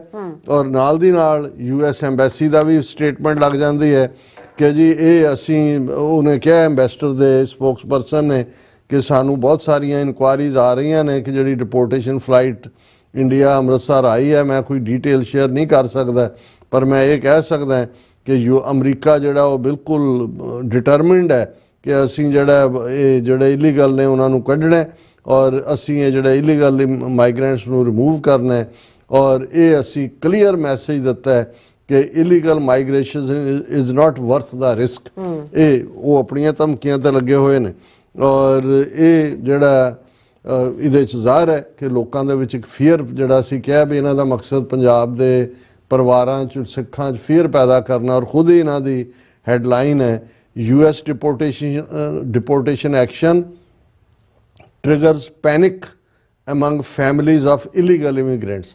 ਹੁਣ ਜਿਹਨਾਂ ਵਿਚਾਰਿਆਂ ਨੇ ਜ਼ਮੀਨਾਂ ਗਹਿਣੇ ਪਾ ਕੇ ਜਾਂ ਵੇਚ ਕੇ, ਕਿਉਂਕਿ ਮੈਂ ਕਹਿ ਰਿਹਾ ਸੀ ਕਿ 50 ਲੱਖ 60 ਲੱਖ, ਤੇ ਮੈਨੂੰ ਕੋਈ ਕਹਿ ਰਿਹਾ ਸੀ ਹੁਣ ਤੱਕ ਕਰੋੜ 1.5 ਕਰੋੜ 'ਚ ਆਏ ਨੇ ਜਿਹੜੇ ਪਿਛਲੇ ਪੀਰੀਅਡ 'ਚ ਨੇ, ਉਹਨਾਂ ਦੇ ਕੋਲ ਕੋਈ ਚੋਇਸ ਹੀ ਨਹੀਂ, ਉਹਨਾਂ ਨੇ ਛੱਡੀ ਆ। ਔਰ ਹੁਣ ਵਾਪਸ ਇਹਨਾਂ ਦੇ ਜਿਹੜੇ ਜ਼ਾਬਰ ਪੁਲਸੀਏ ਨੇ ਇਹਨਾਂ ਦੀ ਕਸਟਡੀ ਤੋਂ ਛਡਾਉਣ ਲਈ ਵੀ ਜਿਹੜਾ ਉਹ ਪੈਸੇ ਦੇਣਗੇ, ਫਿਰ ਉਹਨਾਂ ਨੂੰ ਵੀ ਉਹ ਹਿਸਟਰੀ ਸ਼ੀਟਰ ਬਣਾ ਲੈਣਗੇ। ਫਿਰ ਜਿਹੜੇ ਨੇ ਉੱਥੇ ਜਦੋਂ ਮਰਜ਼ੀ ਸੱਦ ਲਿਆ ਕਰਨਗੇ ਵਾਪਸ, ਜਦੋਂ ਕੋਈ ਫੜਨਾ ਹੈ ਕਿ ਜੀ ਕ੍ਰਿਮੀਨਲ ਫੜਨੇ ਨੇ, ਉਹਨਾਂ ਨੂੰ ਕ੍ਰਿਮੀਨਲ ਬਣਾ ਦੇਣਗੇ। ਔਰ ਇਹੀ ਨਹੀਂ, ਇੱਕ ਪਾਸੇ ਇਹਨਾਂ ਦਾ ਇਹ ਪਾਰਟ ਚੱਲ ਰਿਹਾ ਹੈ, ਦੂਸਰੇ ਪਾਸੇ ਅਸੀਂ ਦੇਖਦੇ ਹਾਂ ਕਿ ਜਿਹੜਾ ਵਾਈਸ ਪ੍ਰੈਜ਼ੀਡੈਂਟ ਹੈ ਧਾਨਕਰ, ਉਹ ਪਾਰਲੀਮੈਂਟ 'ਚ ਖਲੋ ਕੇ ਕਹਿ ਰਿਹਾ India can not allow millions of illegal migrants. ਹੁਣ ਉਹ ਆਪਣੇ ਹੁਣ ਇਹਦੇ 'ਚੋਂ ਇੱਕ ਪਾਸੇ ਤਾਂ ਅਮਰੀਕਾ ਅੱਗੇ ਗੋਡੇ ਟੇਕ ਕੇ ਬਿਨਾਂ ਕਿਸੇ ਜਿਹੜਾ ਅਪੀਲ ਵਕੀਲ ਦਲੀਲ ਜਾਂ ਕੋਈ ਲੀਗਲ ਪ੍ਰੋਸੀਜਰ ਦੇ ਇਹਨਾਂ ਨੇ ਉਹ ਲੈਣਾ ਕਬੂਲ ਕੀਤਾ। ਹੁਣ ਉਹਨਾਂ ਨੂੰ ਇਹ ਲੱਗਦਾ ਹੈ ਵੀ ਇਹ ਇਸ ਤਰੀਕਾ ਅਸੀਂ ਵੀ ਇਸਤੇਮਾਲ ਕਰ ਸਕਦੇ ਹਾਂ ਬੰਗਾਲੀਆਂ ਨੂੰ ਕੱਢਣ ਲਈ। ਅਸਾਮ ਦੇ ਵਿੱਚ ਇਹਨਾਂ ਜਿਵੇਂ ਪਹਿਲਾਂ ਜਿਹੜਾ ਉਹ ਐਲ ਸੈਲਵਾਡੋਰ ਨਾਲ ਵੀ ਹੁਣ ਟਰੰਪ ਨੇ ਸਮਝੌਤਾ ਕਰ ਲਿਆ। ਗੁਆਟਾਨਾਮੋ ਬੇ ਦੇ ਵਿੱਚ ਤਾਂ ਪਹਿਲਾਂ ਹੀ ਜੀ 30,000 ਅਸੀਂ ਬੈੱਡ ਲਾਤੇ ਨੇ ਜਿਹਦੇ 'ਚ ਇਲੀਗਲਸ ਨੂੰ ਭੇਜਣਾ ਹੈ, ਉਹਨਾਂ 'ਚ ਅਮਰੀਕਨ ਸਿਟੀਜ਼ਨ ਵੀ ਕ੍ਰਿਮੀਨਲ ਐਕਟੀਵਿਟੀ ਵਾਲੇ ਹੋ ਸਕਦੇ ਨੇ। ਸੋ ਇਹਨਾਂ ਨੇ ਇੰਡੀਆ ਨੇ ਆਲਰੇਡੀ ਅਸਾਮ ਦੇ ਵਿੱਚ ਉਸ ਕਿਸਮ ਦੇ ਜਿਹੜੇ ਨੇ ਉਹ ਰੱਖੇ ਹੋਏ ਨੇ। ਤੇ ਉਹ ਧਾਨਕਰ ਕਹਿ ਰਿਹਾ ਕਿ ਜੀ ਅਸੀਂ ਧਨਖੜ ਕਿ ਵੀ ਅਸੀਂ ਜਿਹੜਾ ਉਹ ਹੁਣ ਇਲੀਗਲ ਮਾਈਗ੍ਰੈਂਟਸ ਨੂੰ ਟੋਲਰੇਟ ਨਹੀਂ ਕਰਾਂਗੇ। ਔਰ ਕਿਉਂਕਿ ਬੰਗਲਾਦੇਸ਼ ਨਾਲ ਆਲਰੇਡੀ ਬੰਗਲਾਦੇਸ਼ ਨੇ ਤਾਂ ਛਿੜਕ ਕੇ ਇੰਡੀਆ ਨੂੰ ਪਾਸੇ ਸੁੱਟਿਆ, ਇਹ ਉਹਦੇ ਚੋਂ ਆਪਣਾ ਪਾਰਟ ਕੱਢਣਗੇ। ਔਰ ਨਾਲ ਦੀ ਨਾਲ ਜਿਹੜਾ ਸੁਪਰੀਮ ਕੋਰਟ ਇੰਡੀਆ ਦਾ ਸੁੱਤਾ ਪਿਆ ਸੀ ਹੁਣ ਤੱਕ, ਉਹ ਇਹਨਾਂ ਜਿਹੜੇ ਬੰਗਾਲੀ ਅਸਾਮ ਦੀਆਂ ਜੇਲ੍ਹਾਂ 'ਚ ਨੇ ਉਹਨਾਂ ਦੇ ਹਵਾਲਾ, ਬੰਗਲਾਦੇਸ਼ੀ ਜਦੋਂ ਮੈਂ ਬੰਗਾਲੀ ਕਹਿ ਰਿਹਾ, ਉਹਦੇ 'ਚੋਂ ਅੱਜ ਆ ਕਿ deport foreigners, do not detain them for eternity Supreme Court. ਔਰ ਸੁਪਰੀਮ ਕੋਰਟ ਇੱਕ ਕੇਸ 'ਚ ਉਹਨਾਂ ਨੂੰ ਅਸਾਮ ਦੇ ਜਿਹੜਾ ਸੈਕਟਰੀ ਹੈ, ਚੀਫ ਸੈਕਟਰੀ, ਉਹਨੂੰ ਕਹਿ ਰਿਹਾ are you waiting for some muhurat, once you declare a person as a foreigner then you have to take the next logical step, you cannot detain them for eternity। ਇਹਦਾ ਮਤਲਬ ਇਹ ਹੈ ਕਿ ਵੀ ਹੁਣ ਇੰਡੀਆ ਵੀ ਇਸ ਕਿਸਮ ਦੀ ਕਰਤੂਤ ਦੇ ਥੱਲੇ ਜਿਹੜਾ ਉਹ ਬੰਗਲਾਦੇਸ਼ ਦੇ ਨਾਲ ਪੰਗਾ ਲੈ ਸਕਦਾ। ਇੱਕ ਪਾਸੇ ਤਾਂ ਇਹ ਚੱਲ ਰਿਹਾ ਕਿ ਜੀ ਪੰਜਾਬ 'ਚ ਇੱਕ ਪੈਨਿਕ ਕ੍ਰੀਏਟ ਕੀਤਾ ਹੈ। ਦੂਸਰੀ ਖਬਰ ਇਹਦੇ ਨਾਲ ਰਿਲੇਟਡ ਸੀ ਕਿ ਹੁਣ ਜਥੇਦਾਰ ਜਗਤਾਰ ਸਿੰਘ ਹਵਾਰਾ, ਜਿਨ੍ਹਾਂ ਨੂੰ 2015 ਦੇ ਸਰਬੱਤ ਖਾਲਸਾ ਨੇ ਜਥੇਦਾਰ ਥਾਪਿਆ ਅਕਾਲ ਤਖਤ ਦਾ, ਉਹਨਾਂ ਨੂੰ ਤਿਹਾੜ ਜੇਲ੍ਹ 'ਚੋਂ ਕੱਢ ਕੇ ਵੀ ਕਿਸੇ ਯੂਪੀ ਦੀ ਜੇਲ੍ਹ 'ਚ ਰੱਖਿਆ ਹੋਇਆ। ਸੋ ਜਿਹੜਾ ਜੇਲ੍ਹ ਮੈਨੂਅਲ ਹੈ ਉਹਦੇ ਮੁਤਾਬਕ ਜਿਹੜਾ ਜਿੱਥੇ ਤੁਹਾਡਾ ਨੇੜੇ ਤੁਹਾਡਾ ਟਿਕਾਣਾ ਹੈ ਉਹਦੇ ਨੇੜੇ ਤੁਹਾਨੂੰ ਜੇਲ੍ਹ 'ਚ ਸ਼ਿਫਟ ਕੀਤਾ ਜਾਂਦਾ ਜਦੋਂ ਤੁਸੀਂ ਜਿਹੜਾ ਜੇਲ੍ਹ ਭੁਗਤ ਰਹੇ ਹੋ। ਸੋ ਉਹਨਾਂ ਨੇ ਪੈਟੀਸ਼ਨ ਪਾਈ ਸੀ ਸੁਪਰੀਮ ਕੋਰਟ ਦੇ ਵਿੱਚ ਕਿ ਵੀ ਜਿਹੜਾ ਮੇਰਾ ਕੇਸ ਟ੍ਰਾਂਸਫਰ ਕੀਤਾ ਜਾਏ, ਮੈਨੂੰ ਨੇੜੇ ਦੀ ਜੇਲ੍ਹ 'ਚ ਭਾਵੇਂ ਤਿਹਾੜ 'ਚ ਹੀ ਭੇਜਿਆ ਜਾਏ ਜਾਂ ਪੰਜਾਬ 'ਚ। ਤੇ ਉਹਨਾਂ ਨੇ ਅੱਜ ਪੰਜਾਬ ਨੇ ਕਿਹਾ ਬੇਅੰਤ ਸਿੰਘ ਮਰਡਰ, ਪੰਜਾਬ ਅਪੋਜ਼ਿਸ ਹਵਾਰਾਜ਼ ਪਲੀ for jail transfer in supreme Court.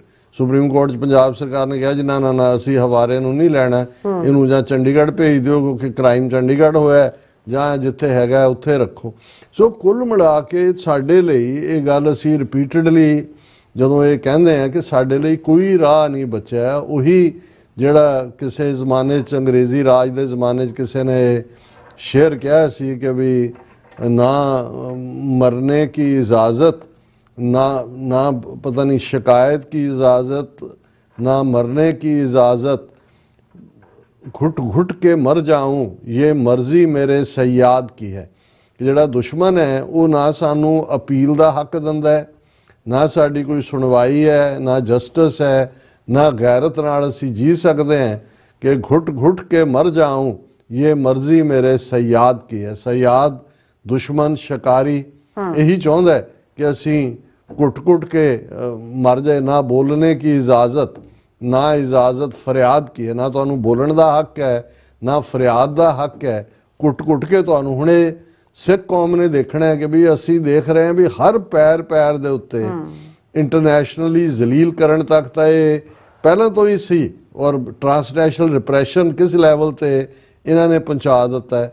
ਔਰ ਕਿਵੇਂ ਹੁਣ ਬੇਦਰਦੀ ਦੇ ਨਾਲ, ਔਰ ਇਸ ਤੋਂ ਬਾਰੇ ਕੋਈ ਭੁਲੇਖਾ ਨਹੀਂ ਹੋਣਾ ਚਾਹੀਦਾ ਕਿ ਪੰਜਾਬ ਦੀ ਭਗਵੰਤ ਮਾਨ ਸਰਕਾਰ ਜਿਹੜੀ ਹੈ ਇਨ ਕਾਹੂਟਸ ਹੈ ਉਹਨਾਂ ਦੇ ਨਾਲ, ਜੋ ਵੀ ਨੀਤੀਆਂ ਅਮਿਤ ਸ਼ਾਹ ਦੀਆਂ ਨੇ ਉਹਨਾਂ ਨੂੰ ਐਨ ਇਨ ਬਿਨ ਲਾਗੂ ਕੀਤਾ ਜਾ ਰਿਹਾ ਹੈ। ਪੰਜਾਬ ਦੇ 22 ਜ਼ਿਲ੍ਹਿਆਂ ਦੇ ਵਿੱਚ NIA ਦੇ ਇੰਟਰੋਗੇਸ਼ਨ ਸੈਂਟਰ ਖੁੱਲ੍ਹੇ ਹੋਏ ਨੇ। ਪੰਜਾਬ ਦੀ ਜਵਾਨੀ, ਈਵਨ ਜੇ ਇਲੈਕਟਿਡ ਰਿਪਰੈਜ਼ੈਂਟੇਟਿਵ ਭਾਈ ਅੰਮ੍ਰਿਤਪਾਲ ਸਿੰਘ ਇਹਦੇ ਬਾਵਜੂਦ ਕਿ 2 ਲੱਖ ਵੋਟਾਂ ਦੇ ਫਰਕ ਨਾਲ ਉਹ ਜਿੱਤਦਾ ਔਰ 2200 ਕਿਲੋਮੀਟਰ ਦੂਰ ਉੱਥੇ ਜਿਹੜਾ ਡਿਬਰੂਗੜ੍ਹ ਦੇ ਵਿੱਚ ਪਹੁੰਚਾਇਆ ਜਾਂਦਾ ਹੈ। ਔਰ ਫਿਰ ਉਹਨਾਂ ਨੂੰ ਲੱਗਾ ਕਿ ਵੀ ਸ਼ਾਇਦ ਕਿਤੇ ਕੋਰਟ ਉੱਪਰਲੇ ਥਲਵੇਂ ਚੋਂ NSA ਟੁੱਟ ਨਾ ਜਾਏ, ਉਹਦੇ ਉੱਤੇ ਜਿਹੜਾ ਕ੍ਰਿਮੀਨਲ ਕੇਸ ਫਰਦਰ ਜਿਹੜਾ ਕਿ ਖੁਦ ਹੀ ਇਹ ਮੀਡੀਆ ਰਾਹੀਂ ਜਾਂ ਸੋਸ਼ਲ ਮੀਡੀਆ ਤੇ ਕਿਸੇ ਨੂੰ ਖੜਾ ਕਰਦੇ ਨੇ, ਕਿਸੇ ਨੂੰ ਬੁਲਵਾਉਂਦੇ ਨੇ, ਕਿਸੇ ਨੂੰ ਜਿਹੜਾ ਉਹ ਮਰਡਰ ਵੀ ਉਹਦੇ ਸਿਰ ਪਾਇਆ। ਸੋ ਇਹਨਾਂ ਹਾਲਾਤਾਂ ਦੇ ਵਿੱਚੋਂ ਅਸੀਂ ਗੁਜ਼ਰ ਰਹੇ ਹਾਂ। ਠੀਕ ਹੈ, ਥੋੜਾ ਟ੍ਰਾਈਂਗ ਟਾਈਮ ਜ਼ਰੂਰ ਹੈ। ਟਰੰਪ ਔਰ ਇਹਨਾਂ ਦਾ ਐਡਮਿਨਿਸਟ੍ਰੇਸ਼ਨ, ਇਹਨਾਂ ਦੀਆਂ ਆਪਣੀਆਂ ਨੀਤੀਆਂ ਨੇ, ਸਾਨੂੰ ਬੇਦਿਲ ਹੋਣ ਦੀ ਲੋੜ ਨਹੀਂ ਹੈ। ਅਲਟੀਮੇਟਲੀ ਇਹ ਸੈਟਲ ਡਾਊਨ ਹੋ ਜਾਣਗੀਆਂ ਸਾਰੀਆਂ ਚੀਜ਼ਾਂ, ਲੇਕਿਨ ਆਪਣੀ ਕਮਜ਼ੋਰੀ, ਆਪਣਾ ਸਰੈਂਡਰ, ਆਪਣਾ ਸਭ ਕੁਝ ਕਰਨ ਦੇ ਬਾਵਜੂਦ ਵੀ ਇੰਡੀਆ ਜਿਹੜੀ ਉਹ ਜ਼ਲਾਲਤ ਹੈ, ਉਹ ਸਿੱਖਾਂ ਦੇ ਗਲ ਪਾਉਣ ਦੀ ਕੋਸ਼ਿਸ਼ ਕਰ ਰਿਹਾ ਹੈ। ਔਰ ਇਸ ਦਾ ਹੀ ਨਤੀਜਾ ਹੈ ਕਿ ਇਸ ਕਿਸਮ ਦਾ ਜਿਹੜੇ ਡਿਪੋਰਟੇਸ਼ਨ ਪਲਾਨ ਦੇ ਥੱਲੇ ਉਸ ਨੂੰ ਅੰਮ੍ਰਿਤਸਰ ਨਾਲ ਜੋੜ ਕੇ ਜਿਹੜਾ ਉਹ ਅਮਰੀਕਾ ਦੇ ਨਾਲ ਕੰਪਰੋਮਾਈਜ਼ ਕੀਤਾ ਗਿਆ, ਨਾ ਕਿ ਦਿੱਲੀ ਜਾਂ ਗੁਜਰਾਤ ਦੇ ਕਿਸੇ 에ਅਰਪੋਰਟ ਤੇ ਉਸ ਜਹਾਜ਼ ਨੂੰ ਉਤਾਰਿਆ। ਬਿਲਕੁਲ ਡਾਕਟਰ ਸਾਹਿਬ, ਤੁਹਾਡਾ ਬਹੁਤ ਬਹੁਤ ਧੰਨਵਾਦ। ਸੋ ਇੱਥੇ ਲੈਣੇ ਬ੍ਰੇਕ, ਔਰ ਬ੍ਰੇਕ ਤੇ ਜਾਣ ਤੋਂ ਪਹਿਲਾਂ ਅਸੀਂ ਆਪਣੇ ਦਰਸ਼ਕਾਂ ਤੇ ਸਰੋਤਿਆਂ ਨੂੰ ਅਪੀਲ ਤੇ ਬੇਨਤੀ ਕਰ ਦਈਏ। ਵੀਅਰਸ, ਜਿਸ ਤਰ੍ਹਾਂ ਕਿ ਤੁਸੀਂ ਜਾਣਦੇ ਹੋ ਕਿ TV 84 ਹੱਕ, ਸੱਚ, ਇਨਸਾਫ ਦੀ ਆਵਾਜ਼ ਬੁਲੰਦ ਕਰ ਰਿਹਾ ਹੈ। ਇਹ ਆਵਾਜ਼ ਤੁਹਾਡੇ ਪਿਆਰ ਸਦਕਾ, ਤੁਹਾਡੇ ਡੋਨੇਸ਼ਨ ਸਦਕਾ ਹੀ ਹੋ ਸਕਦੀ ਹੈ। ਸੋ ਅਸੀਂ ਚਾਹਾਂਗੇ ਕਿ ਤੁਸੀਂ TV 84 ਦੀ ਚੜ੍ਹਦੀ ਕਲਾ ਲਈ ਵੱਧ ਤੋਂ ਵੱਧ ਡੋਨੇਟ ਕਰੋ। ਡੋਨੇਟ ਕਰਨ ਲਈ ਸਾਡੀ ਵੈਬਸਾਈਟ tv84.tv ਤੇ ਜਾ ਕੇ ਪੇਪਲ ਦੀ ਵਰਤੋਂ ਕਰਕੇ ਵਨ ਟਾਈਮ ਡੋਨੇਟ ਕਰ ਸਕਦੇ ਹੋ, ਮੰਥਲੀ ਡੋਨੇਟ ਵੀ ਕਰ ਸਕਦੇ ਹੋ। ਤੁਸੀਂ TV 84 ਦੇ ਨਾਮ ਤੇ ਚੈੱਕ ਬਣਾ ਕੇ ਸਾਨੂੰ ਮੇਲ ਵੀ ਕਰ ਸਕਦੇ ਹੋ ਸਾਡੇ ਇਸ ਪਤੇ ਤੇ 36-01 37 ਐਵਨਿਊ, ਲੌਂਗ ਆਈਲੈਂਡ ਸਿਟੀ, ਨਿਊਯਾਰਕ 11101 USA, ਜਾਂ ਫਿਰ ਤੁਸੀਂ ਸਾਨੂੰ ਫੋਨ ਰਾਹੀਂ ਵੀ ਸੰਪਰਕ ਕਰ ਸਕਦੇ ਹੋ 5166191984। ਤੁਸੀਂ ਸਾਨੂੰ ਈਮੇਲ ਵੀ ਕਰ ਸਕਦੇ info@tv84.tv ਤੇ। ਅਸੀਂ ਤੁਹਾਡੇ ਤਹਿ ਦਿਲ ਤੋਂ ਸ਼ੁਕਰਗੁਜ਼ਾਰ ਹੋਵਾਂਗੇ। ਸੋ ਇੱਥੇ ਲੈਣੇ ਬ੍ਰੇਕ। ਵਿਊਅਰਸ, ਤੁਸੀਂ ਸਾਨੂੰ ਇਸੇ ਤਰ੍ਹਾਂ ਬਣੇ ਰਹਿਣਾ। ਮਿਲਦੇ ਹਾਂ after this short break.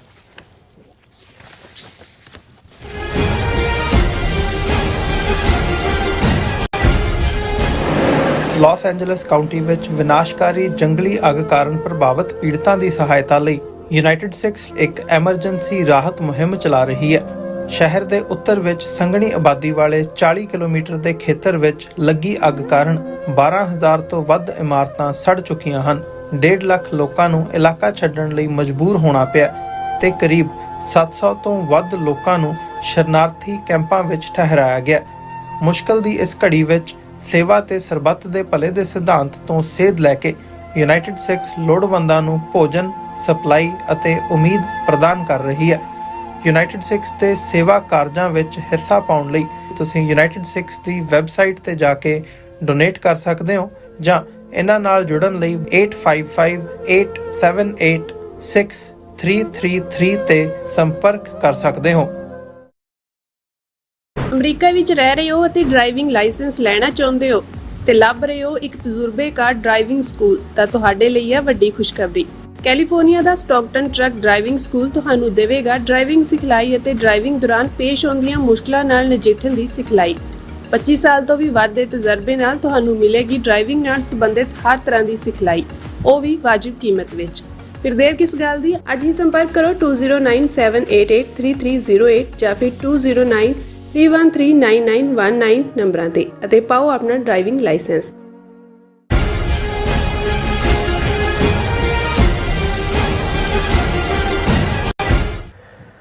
Viewers, welcome back on program. So viewers, ਗੱਲਬਾਤ ਕਰਨ ਜਾ ਰਹੇ ਹਾਂ ਕਿ ਪ੍ਰੈਜ਼ੀਡੈਂਟ ਟਰੰਪ ਵੱਲੋਂ ਟੈਰਿਫ ਲਾਉਣ ਦੇ ਤਾਬੜਤੋੜ ਫੈਸਲਿਆਂ ਤੋਂ ਬਾਅਦ ਹੁਣ ਇਹ ਬਹਿਸ ਛਿੜ ਚੁੱਕੀ ਹੈ ਕਿ ਕੀ ਪ੍ਰੈਜ਼ੀਡੈਂਟ ਟਰੰਪ ਹੋਰ ਅੱਗੇ ਵਧਣਗੇ ਜਾਂ ਗੱਲਬਾਤ ਰਾਹੀਂ ਸਮੱਸਿਆ ਨੂੰ ਨਜਿੱਠਿਆ ਜਾਏਗਾ। ਸੋ ਇਸ ਬਾਰੇ ਆਪਾਂ ਗੱਲਬਾਤ ਕਰਨ ਜਾ ਰਹੇ ਹਾਂ। ਸੋ ਅਸੀਂ ਚਾਹਾਂਗੇ ਕਿ ਤੁਸੀਂ ਇਸੇ ਤਰ੍ਹਾਂ ਬਣੇ ਰਹਿਣਾ। ਦੇਖਣ ਸੁਣਨ ਲਈ ਲਿਖਣ ਲਈ ਤੁਹਾਡਾ ਸਭ ਦਾ ਬਹੁਤ ਬਹੁਤ ਸ਼ੁਕਰੀਆ ਜੀ। ਰਾਜ ਸਾਹਿਬ, ਕੀ ਵਿਚਾਰਾਂ ਨੇ? ਦੇਖੋ, ਕੱਲ ਜਿਹੜਾ ਸਾਡਾ ਲੀਡ ਸੈਗਮੈਂਟ ਸੀ ਕਿ ਪ੍ਰੈਜ਼ੀਡੈਂਟ ਟਰੰਪ ਦਾ ਜਿਹੜਾ ਹੈ ਉਹ ਟੈਰਿਫ ਨੂੰ ਲੈ ਕੇ ਜੋ ਸੈਲਵੋ ਓਪਨ ਹੋਏ fire, that is like letting the cat in amongst the pigeons, ਉਹਨੂੰ ਬਹੁਤ ਪਸੰਦ ਕੀਤਾ ਗਿਆ। ਅੱਜ ਵੀ 2-3 ਸੱਜਣਾਂ ਦੀ ਕਾਲ ਵੀ ਆਈ ਔਰ ਉਹਨਾਂ ਨੇ ਕਿਹਾ ਕਿ ਤੁਸੀਂ ਜਿਹੜਾ ਇਸ ਨੂੰ ਠੀਕ ਮੈਟਾਫਰ ਅਲੰਕਾਰ ਇਸਤੇਮਾਲ ਕੀਤਾ। ਮੈਂ ਕਿਹਾ ਜੀ ਇਹ ਹੈ ਹੀ ਅਮਰੀਕਨ ਜਿਹੜਾ ਐਕਸਪ੍ਰੈਸ਼ਨ ਹੈ ਔਰ ਇਹੀ ਬਿਆਨ ਕਰਦੀ ਹੈ। ਹੁਣ ਜਿਹੜੀ ਚੀਜ਼ ਦੀ ਦੋ ਚੀਜ਼ਾਂ ਇਸ ਵੇਲੇ ਸਾਈਮਲਟੇਨੀਅਸਲੀ ਚੱਲ ਰਹੀਆਂ ਨੇ। ਇੱਕ ਪਾਸੇ ਤਾਂ ਟੈਰਿਫ ਵਾਰ ਹੈ, ਉਹ ਤਾਂ ਜਿਵੇਂ ਅਸੀਂ ਕੱਲ੍ਹ ਜ਼ਿਕਰ ਕੀਤਾ ਸੀ ਕਿ ਵੀ ਕੈਨੇਡਾ ਔਰ ਮੈਕਸੀਕੋ ਨੂੰ 30 ਦਿਨ ਲਈ ਰਾਹਤ ਹੈ ਔਰ ਹਾਲਾਂਕਿ ਦੋਨਾਂ ਨੇ, ਕੈਨੇਡਾ ਨੇ ਤਾਂ ਇਮੀਡੀਏਟ ਅਨਾਊਂਸ ਕਰ ਦਿੱਤਾ ਸੀ ਕਿ ਉਹ ਕਾਊਂਟਰ ਅਮਰੀਕਨ ਕਿਹੜੀਆਂ ਚੀਜ਼ਾਂ 'ਤੇ ਚੁੰਗੀ ਮਸੂਲ ਲਾਉਣਗੇ ਮੈਕਸੀਕੋ ਨੇ ਜਿਹੜਾ ਬੀਬੀ ਨੇ ਕਲੌਡੀਆ ਨੇ ਉਹਨੇ ਹੋਲਡ ਕੀਤਾ ਹੋਇਆ ਸੀ, ਬਟ ਆਲਰੇਡੀ ਉਹ ਵੀ ਆਪਣੀ ਪਲਾਨ ਤਿਆਰ ਕਰ ਰਹੇ ਸੀ। ਸੋ ਤਾਂ 30 ਦਿਨ 'ਚ ਹੁਣ ਕੀ ਹੋਏਗਾ। ਹਾਲਾਂ ਮੈਂ ਅੱਜ ਇਸ ਦੇ ਉੱਤੇ ਵੀ ਪੜ੍ਹ ਰਿਹਾ ਸੀ ਕਿ ਖਾਸ ਤੌਰ 'ਤੇ ਜਿਵੇਂ ਆਟੋ ਇੰਡਸਟਰੀ ਹੈ, ਆਟੋ ਇੰਡਸਟਰੀ ਤਾਂ ਮੈਕਸੀਕੋ, ਕੈਨੇਡਾ, ਅਮਰੀਕਾ ਦੇ ਵਿਚਾਲੇ ਇੰਨਾ ਕਹਿ ਕੇ ਇੱਕ ਪਾਰਟ ਇੱਧਰੋਂ ਉੱਧਰ ਗਿਆ, ਫਿਰ ਇੱਧਰ ਆਇਆ ਤੇ ਇੱਧਰ ਆਇਆ। ਉਹਨਾਂ ਨੇ ਕਿਹਾ ਜੀ ਇਹ ਠੀਕ ਹੈ ਕਿ ਭਾਵੇਂ ਜੇ 30 ਦਿਨ ਬਾਅਦ ਇਸ ਦੇ ਉੱਤੇ ਕੁਝ ਵੀ ਨਾ ਹੋਏ, ਨਾਰਮਲ ਹੋ ਜਾਏ, ਲੇਕਿਨ ਹੁਣ ਕੋਈ ਵੀ ਜਿਹੜੀ ਸਿਚੁਏਸ਼ਨ ਇੱਕ ਵਾਰੀ ਡਿਵੈਲਪ ਕਰ ਦਿੱਤੀ ਗਈ ਹੈ, ਕੋਈ ਵੀ ਜਿਹੜੀ ਵੱਡੀ ਧਿਰ ਹੈ ਜਿਹੜੀ ਪੈਸੇ ਵਾਲੀ, ਉਹ ਇਨਵੈਸਟ ਨਹੀਂ ਕਰੇਗੀ ਹੁਣ ਇਸ ਸੈਕਟਰ 'ਚ। ਉਹ ਆਪੋ ਆਪਣਿਆਂ 'ਚ ਤਾਂ ਦੇਖਿਆ ਹੀ ਵੀ ਉਹਨਾਂ ਨੇ ਕੀ ਕਰਨਾ ਹੈ, ਪਰ ਉਹਨਾਂ ਨੂੰ ਲੱਗੇਗਾ ਕਿ ਵੀ ਜੇ ਹੁਣ ਸਮੂਥ ਹੋ ਵੀ ਗਿਆ, ਕੱਲ੍ਹ ਨੂੰ ਉਹ ਰਸਤਾ ਖੁੱਲ੍ਹ ਗਿਆ, ਕੱਲ੍ਹ ਨੂੰ ਕੋਈ ਫਿਊਚਰ ਦੇ ਵਿੱਚ ਵੀ ਕੋਈ ਪ੍ਰੈਜ਼ੀਡੈਂਟ ਇਸੇ ਲਾਈਨ ਦੇ ਉੱਤੇ ਜਿਹੜਾ ਹੈ ਗੱਲ ਜਿਹੜਾ ਅੱਗੇ ਤੋਰ ਸਕਦਾ ਹੈ। ਅੱਛਾ, ਚਾਈਨਾ ਨੇ ਇਸ ਦਾ ਜਵਾਬ ਦਿੱਤਾ ਹੈ। ਚਾਈਨਾ ਨੇ ਆਪਣਾ ਉਹਨਾਂ ਨੇ ਇੰਪੋਜ਼ ਕੀਤੀਆਂ ਨੇ ਟੈਰਿਫਸ ਅਮਰੀਕਾ ਦੇ ਕੋਲ, ਆਇਲ ਤੇ ਵਹੀਕਲਸ ਦੇ ਉੱਤੇ। ਉਹਨਾਂ ਨੇ ਵੀ ਜਿਹੜਾ ਹੈ 15% ਟੈਰਿਫ ਕੋਲ ਦੇ ਉੱਤੇ, LNG ਪ੍ਰੋਡਕਟਸ ਤੇ 10% crude oil, agriculture machinery, large displacement cars, ਇਸ ਦੇ ਉੱਤੇ। ਜਿਹੜਾ ਦੂਸਰੀ ਇੰਡੀਕੇਸ਼ਨ ਪ੍ਰੈਜ਼ੀਡੈਂਟ ਟਰੰਪ ਨੇ ਦਿੱਤੀ, ਉਹਨਾਂ ਨੇ ਕਿਹਾ ਜੀ UK ਦੇ ਨਾਲ ਗੱਲਬਾਤ ਦੇ ਨਾਲ ਕੁਝ ਅਸੀਂ ਸੈਟਲ ਕਰ ਸਕਦੇ ਹਾਂ, ਪਰ ਯੂਰਪੀਅਨ ਯੂਨੀਅਨ ਜਿਹੜੀ ਹੈ ਉਹਨਾਂ ਨੂੰ ਜਿਹੜਾ ਉਹ ਜਵਾਬਦੇਹੀ ਹੋਏਗੀ, ਉਹ ਟੈਰਿਫ ਲੱਗਣਗੇ। ਹੁਣ ਇਸ ਦੇ ਉੱਤੇ ਯੂਰਪੀਅਨ ਯੂਨੀਅਨ ਨੇ ਵੀ ਇਹ ਕਿਹਾ ਕਿ ਵੀ ਉਹ ਅਰਲੀ ਗੱਲਬਾਤ ਚਾਹੁੰਦੇ ਨੇ ਤਾਂ ਕਿ ਟਰੰਪ ਦਾ ਟੈਰਿਫ ਦਾ ਖੌਫ ਜਿਹੜਾ ਉਹਨਾਂ ਦੇ ਸਿਰ ਤੇ ਮੰਡਰਾ ਰਿਹਾ ਉਹ ਹਕੀਕਤ ਨਾ ਬਣੇ। ਔਰ ਉਹਨਾਂ ਦਾ ਜਿਹੜਾ ਯੂਰਪੀਅਨ ਯੂਨੀਅਨ ਟ੍ਰੇਡ ਚੀਫ ਹੈ, ਉਹਨਾਂ ਦਾ ਇਹ ਕਹਿਣਾ ਹੈ ਕਿ early engagement with US commerce secretary Trump has said European Union is next in line after Canada, Mexico and China. So ਉਹਨਾਂ ਦੇ ਵਿੱਚ ਇੱਕ ਆਪਣੇ ਕਿਸਮ ਦਾ ਖੌਫ ਜਿਹੜਾ ਉਹ ਪਸਰਿਆ ਹੋਇਆ।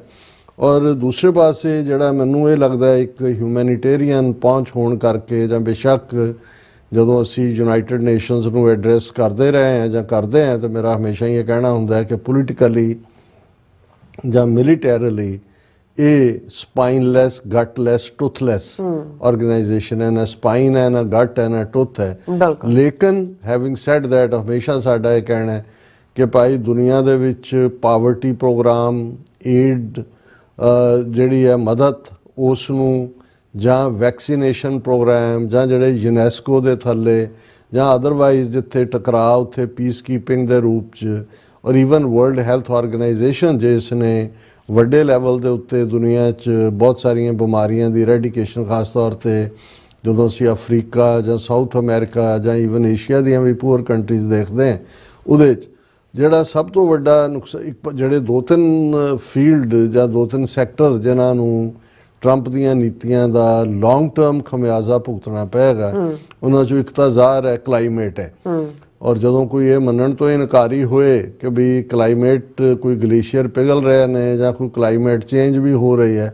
ਹਾਲਾਂਕਿ ਕੱਲ੍ਹ ਇੱਕ ਡੀਟੇਲ ਸਟੋਰੀ ਮੈਂ ਇੱਕ ਚੈਨਲ 'ਤੇ ਦੇਖ ਰਿਹਾ ਸੀ, ਔਰ ਸ਼ਾਇਦ ਨਿਊਯਾਰਕ ਦੀਆਂ ਵੀ ਬਹੁਤ ਸਾਰੀਆਂ ਆਬਾਦੀਆਂ 'ਚ ਐਸਾ ਹੋਏ, ਕਿਉਂਕਿ ਉਹਨਾਂ ਨੇ ਅਮਰੀਕਾ ਦੇ ਸ਼ਹਿਰਾਂ ਦੇ ਹਵਾਲੇ ਨਾਲ ਗੱਲ ਕੀਤੀ ਸੀ। ਉਹਨਾਂ ਨੇ ਕਿਹਾ ਵੀ ਕਿਉਂਕਿ ਕਲਾਈਮੇਟ ਚੇਂਜ ਨੇ ਗਰਮੀ ਪੈਦਾ ਕੀਤੀ ਹੈ, ਐਤਕੀ ਗਰਮੀ ਵੀ ਰਿਕਾਰਡ ਪਈ।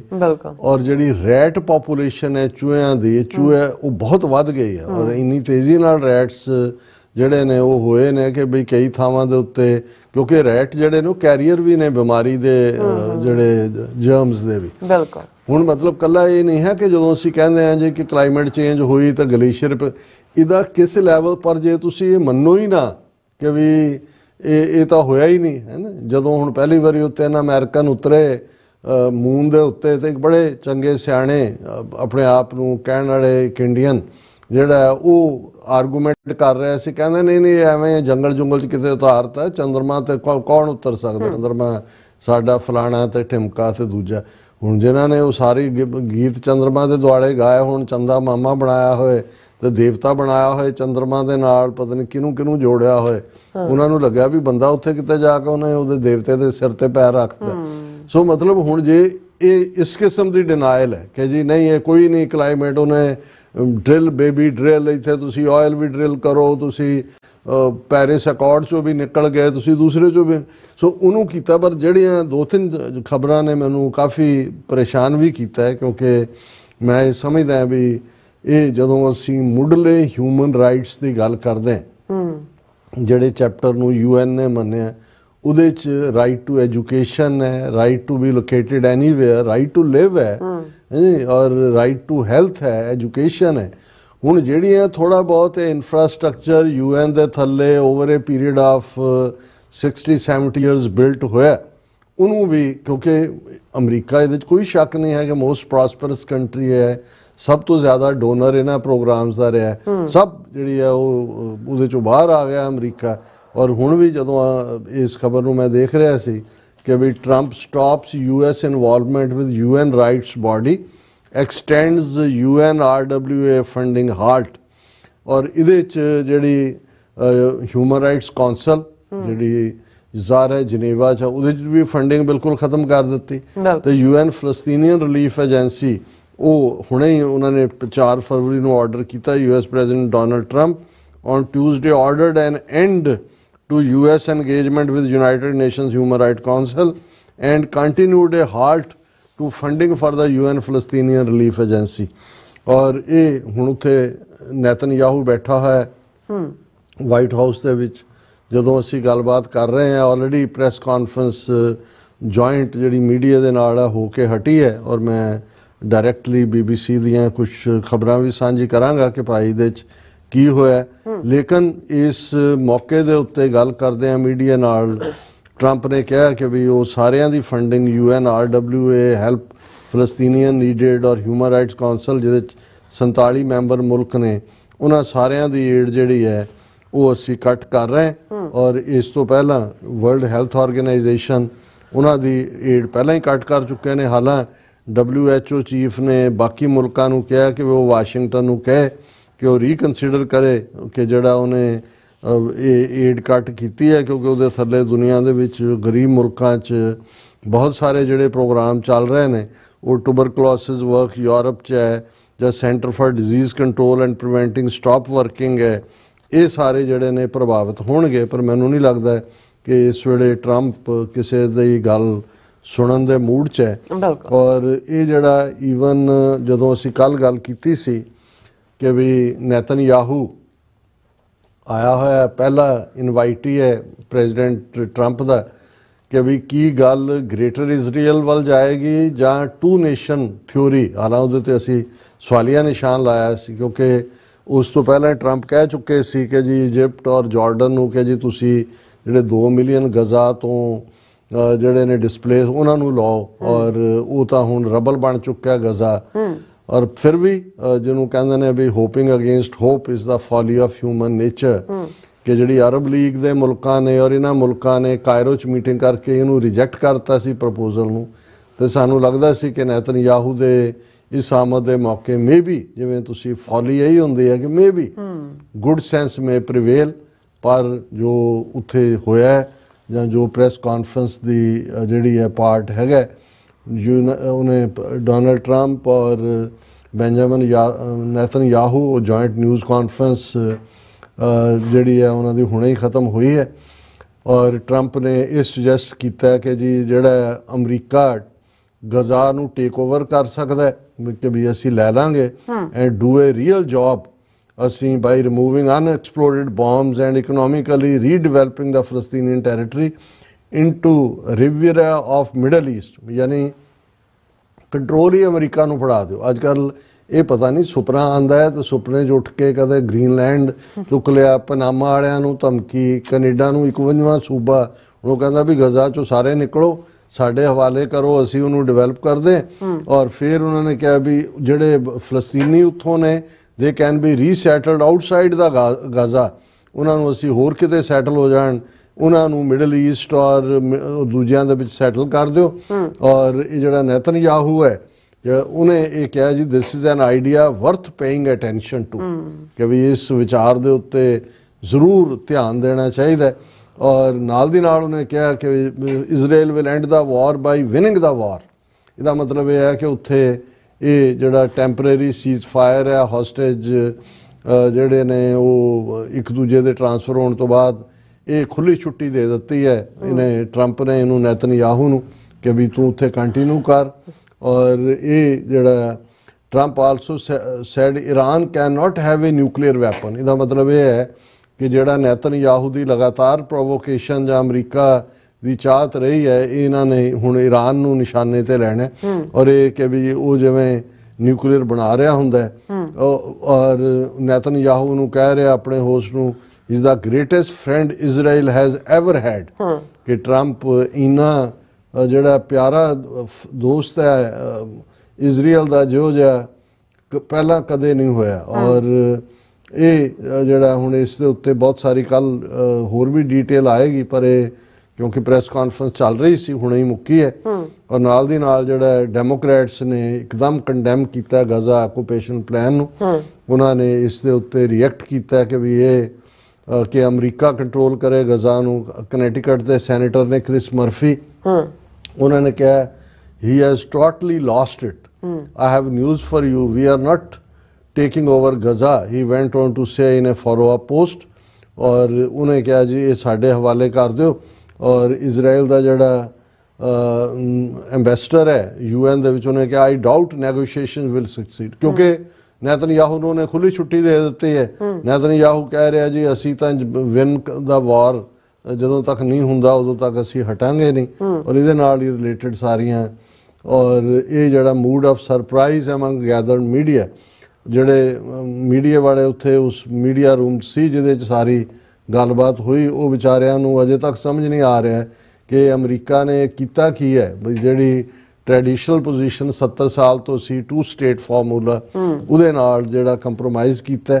ਫਿਰ ਕਿੰਨੇ ਐਨਾਲਿਸਿਸ ਨੇ ਸਟਾਰਟਲਿੰਗ ਪ੍ਰਪੋਜ਼ਲ ਫਾਰ ਗਜ਼ਾ, ਗਜ਼ਾ ਕੁਡ ਬਿਕਮ, ਇਹ ਜਿਹੜਾ ਟਰੰਪ ਨੇ ਜੋ ਉੱਥੇ ਲਫ਼ਜ਼ ਕਹੇ ਔਰ ਪੀਪਲ ਜਿਹੜਾ ਹੈ ਉਹ ਇਹ ਸਾਰਾ ਹੀ ਇਸ ਤੋਂ ਇਹ ਲੱਗਦਾ ਹੈ। ਅੱਜ ਵੀ ਸਾਡੇ ਦਫ਼ਤਰ 'ਚ ਇੱਕ ਸੱਜਣ ਆਏ ਤੇ ਉਹ ਕਹਿਣ ਲੱਗੇ ਜੀ ਪ੍ਰੇ ਕਰੋ ਕਿ ਜੀ ਇਹ ਨੈਤਨਯਾਹੂ ਆਇਆ ਤੇ ਕੋਈ ਫਾਰਮੂਲਾ ਪੀਸ ਦਾ ਨਿਕਲੇ। ਤੇ ਮੈਂ ਉਹਨਾਂ ਨੂੰ ਕਿਹਾ ਸੀ, ਮੈਂ ਕਿਹਾ ਜੀ ਠੀਕ ਹੈ, ਹੋਪਿੰਗ ਅਗੇਂਸਟ ਹੋਪ ਇਹ ਹੁੰਦਾ ਹੈ, ਪਰ ਮੈਂ ਕਿਹਾ ਵੀ ਆਸਾਰ ਲੱਗਦੇ ਨਹੀਂ ਹੈ। ਜਿਹੜਾ ਰਾਹ ਫੜਿਆ ਹੋਇਆ ਇਹ ਤਬਾਹੀ ਵਾਲੀ ਲਿਜਾਣ ਵਾਲਾ ਹੈ। ਸੋ ਇਹ ਆਲਰੇਡੀ ਜਿਹੜਾ ਟਰਬਲਡ ਮਿਡਲ ਈਸਟ ਹੈ, ਇਸ ਦੇ ਵਿੱਚ ਹੋਰ ਚੁਆਤੀ ਲਾਉਣ ਵਾਲਾ ਕੰਮ ਇਹ ਸਾਰੀ ਨੈਤਨਯਾਹੂ ਦੀ ਵਿਜ਼ਿਟ ਦੇ ਨਾਲ ਹੋਇਆ। ਇਹ ਹੱਲ ਵੱਲ ਗੱਲ ਨਹੀਂ ਜਾ ਰਹੀ ਕਿਸੇ ਪਾਸੇ। ਜੀ ਡਾਕਟਰ ਸਾਹਿਬ ਤੁਹਾਡਾ ਬਹੁਤ ਬਹੁਤ ਧੰਨਵਾਦ। ਸੋ ਲੈਣੇ ਬ੍ਰੇਕ। ਵਿਊਅਰਸ ਤੁਸੀਂ ਇਸੇ ਤਰ੍ਹਾਂ ਬਣੇ ਰਹਿਣਾ, ਮਿਲਦੇ ਹਾਂ ਛੋਟੇ ਜਿਹੇ ਵਕਫੇ ਤੋਂ ਬਾਅਦ।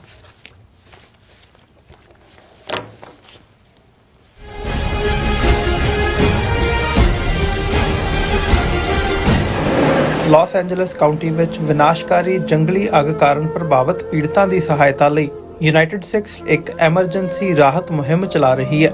ਸ਼ਹਿਰ ਦੇ ਉੱਤਰ ਵਿੱਚ ਸੰਘਣੀ ਆਬਾਦੀ ਵਾਲੇ 40 ਕਿਲੋਮੀਟਰ ਦੇ ਖੇਤਰ ਵਿੱਚ ਲੱਗੀ ਅੱਗ ਕਾਰਨ 12,000 ਤੋਂ ਵੱਧ ਇਮਾਰਤਾਂ ਸੜ ਚੁੱਕੀਆਂ ਹਨ। 1.5 ਲੱਖ ਲੋਕਾਂ ਨੂੰ ਇਲਾਕਾ ਛੱਡਣ ਲਈ ਮਜਬੂਰ ਹੋਣਾ ਪਿਆ ਤੇ ਕਰੀਬ 700 ਤੋਂ ਵੱਧ ਲੋਕਾਂ ਨੂੰ ਸ਼ਰਨਾਰਥੀ ਕੈਂਪਾਂ ਵਿੱਚ ਠਹਿਰਾਇਆ ਗਿਆ। ਮੁਸ਼ਕਲ ਦੀ ਇਸ ਘੜੀ ਵਿੱਚ ਸੇਵਾ ਤੇ ਸਰਬੱਤ ਦੇ ਭਲੇ ਦੇ ਸਿਧਾਂਤ ਤੋਂ ਸੇਧ ਲੈ ਕੇ ਯੂਨਾਈਟਿਡ ਸਿਕਸ ਲੋੜਵੰਦਾਂ ਨੂੰ ਭੋਜਨ, ਸਪਲਾਈ ਅਤੇ ਉਮੀਦ ਪ੍ਰਦਾਨ ਕਰ ਰਹੀ ਹੈ। ਯੂਨਾਈਟਿਡ ਸਿਕਸ ਦੇ ਸੇਵਾ ਕਾਰਜਾਂ ਵਿੱਚ ਹਿੱਸਾ ਪਾਉਣ ਲਈ ਤੁਸੀਂ ਯੂਨਾਈਟਿਡ ਸਿਕਸ ਦੀ ਵੈਬਸਾਈਟ ਤੇ ਜਾ ਕੇ ਡੋਨੇਟ ਕਰ ਸਕਦੇ ਹੋ ਜਾਂ ਇਹਨਾਂ ਨਾਲ ਜੁੜਨ ਲਈ 8558786333 ਤੇ ਸੰਪਰਕ ਕਰ ਸਕਦੇ ਹੋ। ਸਿਗਨੇਚਰ ਟਰੱਕ ਸਰਵਿਸ ਰਾਊਟ 81 ਉੱਤੇ ਐਗਜ਼ਿਟ 235 ਤੇ ਟਰੱਕਰ ਵੀਰਾਂ ਲਈ 24 ਘੰਟੇ ਰੋਡ ਸਰਵਿਸ ਦੀ ਸੁਵਿਧਾ ਮੌਜੂਦ। Heavy duty repair, oil change, ਪੁਰਾਣੇ ਅਤੇ ਨਵੇਂ tyre, computer diagnostic, DPF cleaning, brake service ਜਾਂ ਰਸਤੇ ਵਿੱਚ ਆਈ ਹਰ ਤਰ੍ਹਾਂ ਦੀ ਰਿਪੇਅਰ ਪ੍ਰੋਫੈਸ਼ਨਲ ਟੀਮ ਵੱਲੋਂ ਕੀਤੀ ਜਾਂਦੀ ਹੈ। ਬ੍ਰੇਕਫਾਸਟ, ਲੰਚ ਅਤੇ ਡਿਨਰ ਲਈ ਪੰਜਾਬੀ ਢਾਬੇ ਦਾ ਆਨੰਦ ਵੀ ਮਾਣੋ। ਡਰਾਈਵਰ ਅਤੇ ਟਰੱਕ ਆਪਰੇਟਰ ਵੀਰ ਡਿਸਪੈਚ ਦੀ ਸਰਵਿਸ ਲਈ ਸਾਡੇ ਨਾਲ ਸੰਪਰਕ ਕਰਨ।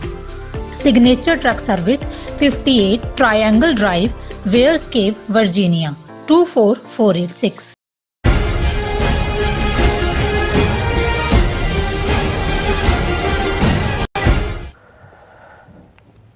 ਦਰਸ਼ਕੋ ਬ੍ਰੇਕ ਤੋਂ ਬਾਅਦ ਤੁਹਾਡਾ ਫਿਰ ਦੁਬਾਰਾ ਸਵਾਗਤ ਹੈ ਔਰ ਗੱਲਬਾਤ ਕਰਨ ਜਾ ਰਹੇ ਹਾਂ ਕਿ ਫੋਰਬਸ ਇੰਡੀਆ ਵੱਲੋਂ ਸਾਲ 2025 ਵਿੱਚ ਦੁਨੀਆ ਦੇ 10 ਸਭ ਤੋਂ ਤਾਕਤਵਰ ਮੁਲਕਾਂ ਦੀ ਸ਼ਨਾਖਤ ਕੀਤੀ ਗਈ ਹੈ ਔਰ ਜਿਨ੍ਹਾਂ ਵਿੱਚ ਭਾਰਤ ਸ਼ਾਮਲ ਨਹੀਂ ਹੈ। ਔਰ ਇਹਨਾਂ ਦੇਸ਼ਾਂ ਵਿੱਚ America, China, Russia, UK, Germany, south Korea, France, Japan, Saudi Arabia ਅਤੇ ਇਜ਼ਰਾਈਲ ਸ਼ਾਮਲ ਹਨ।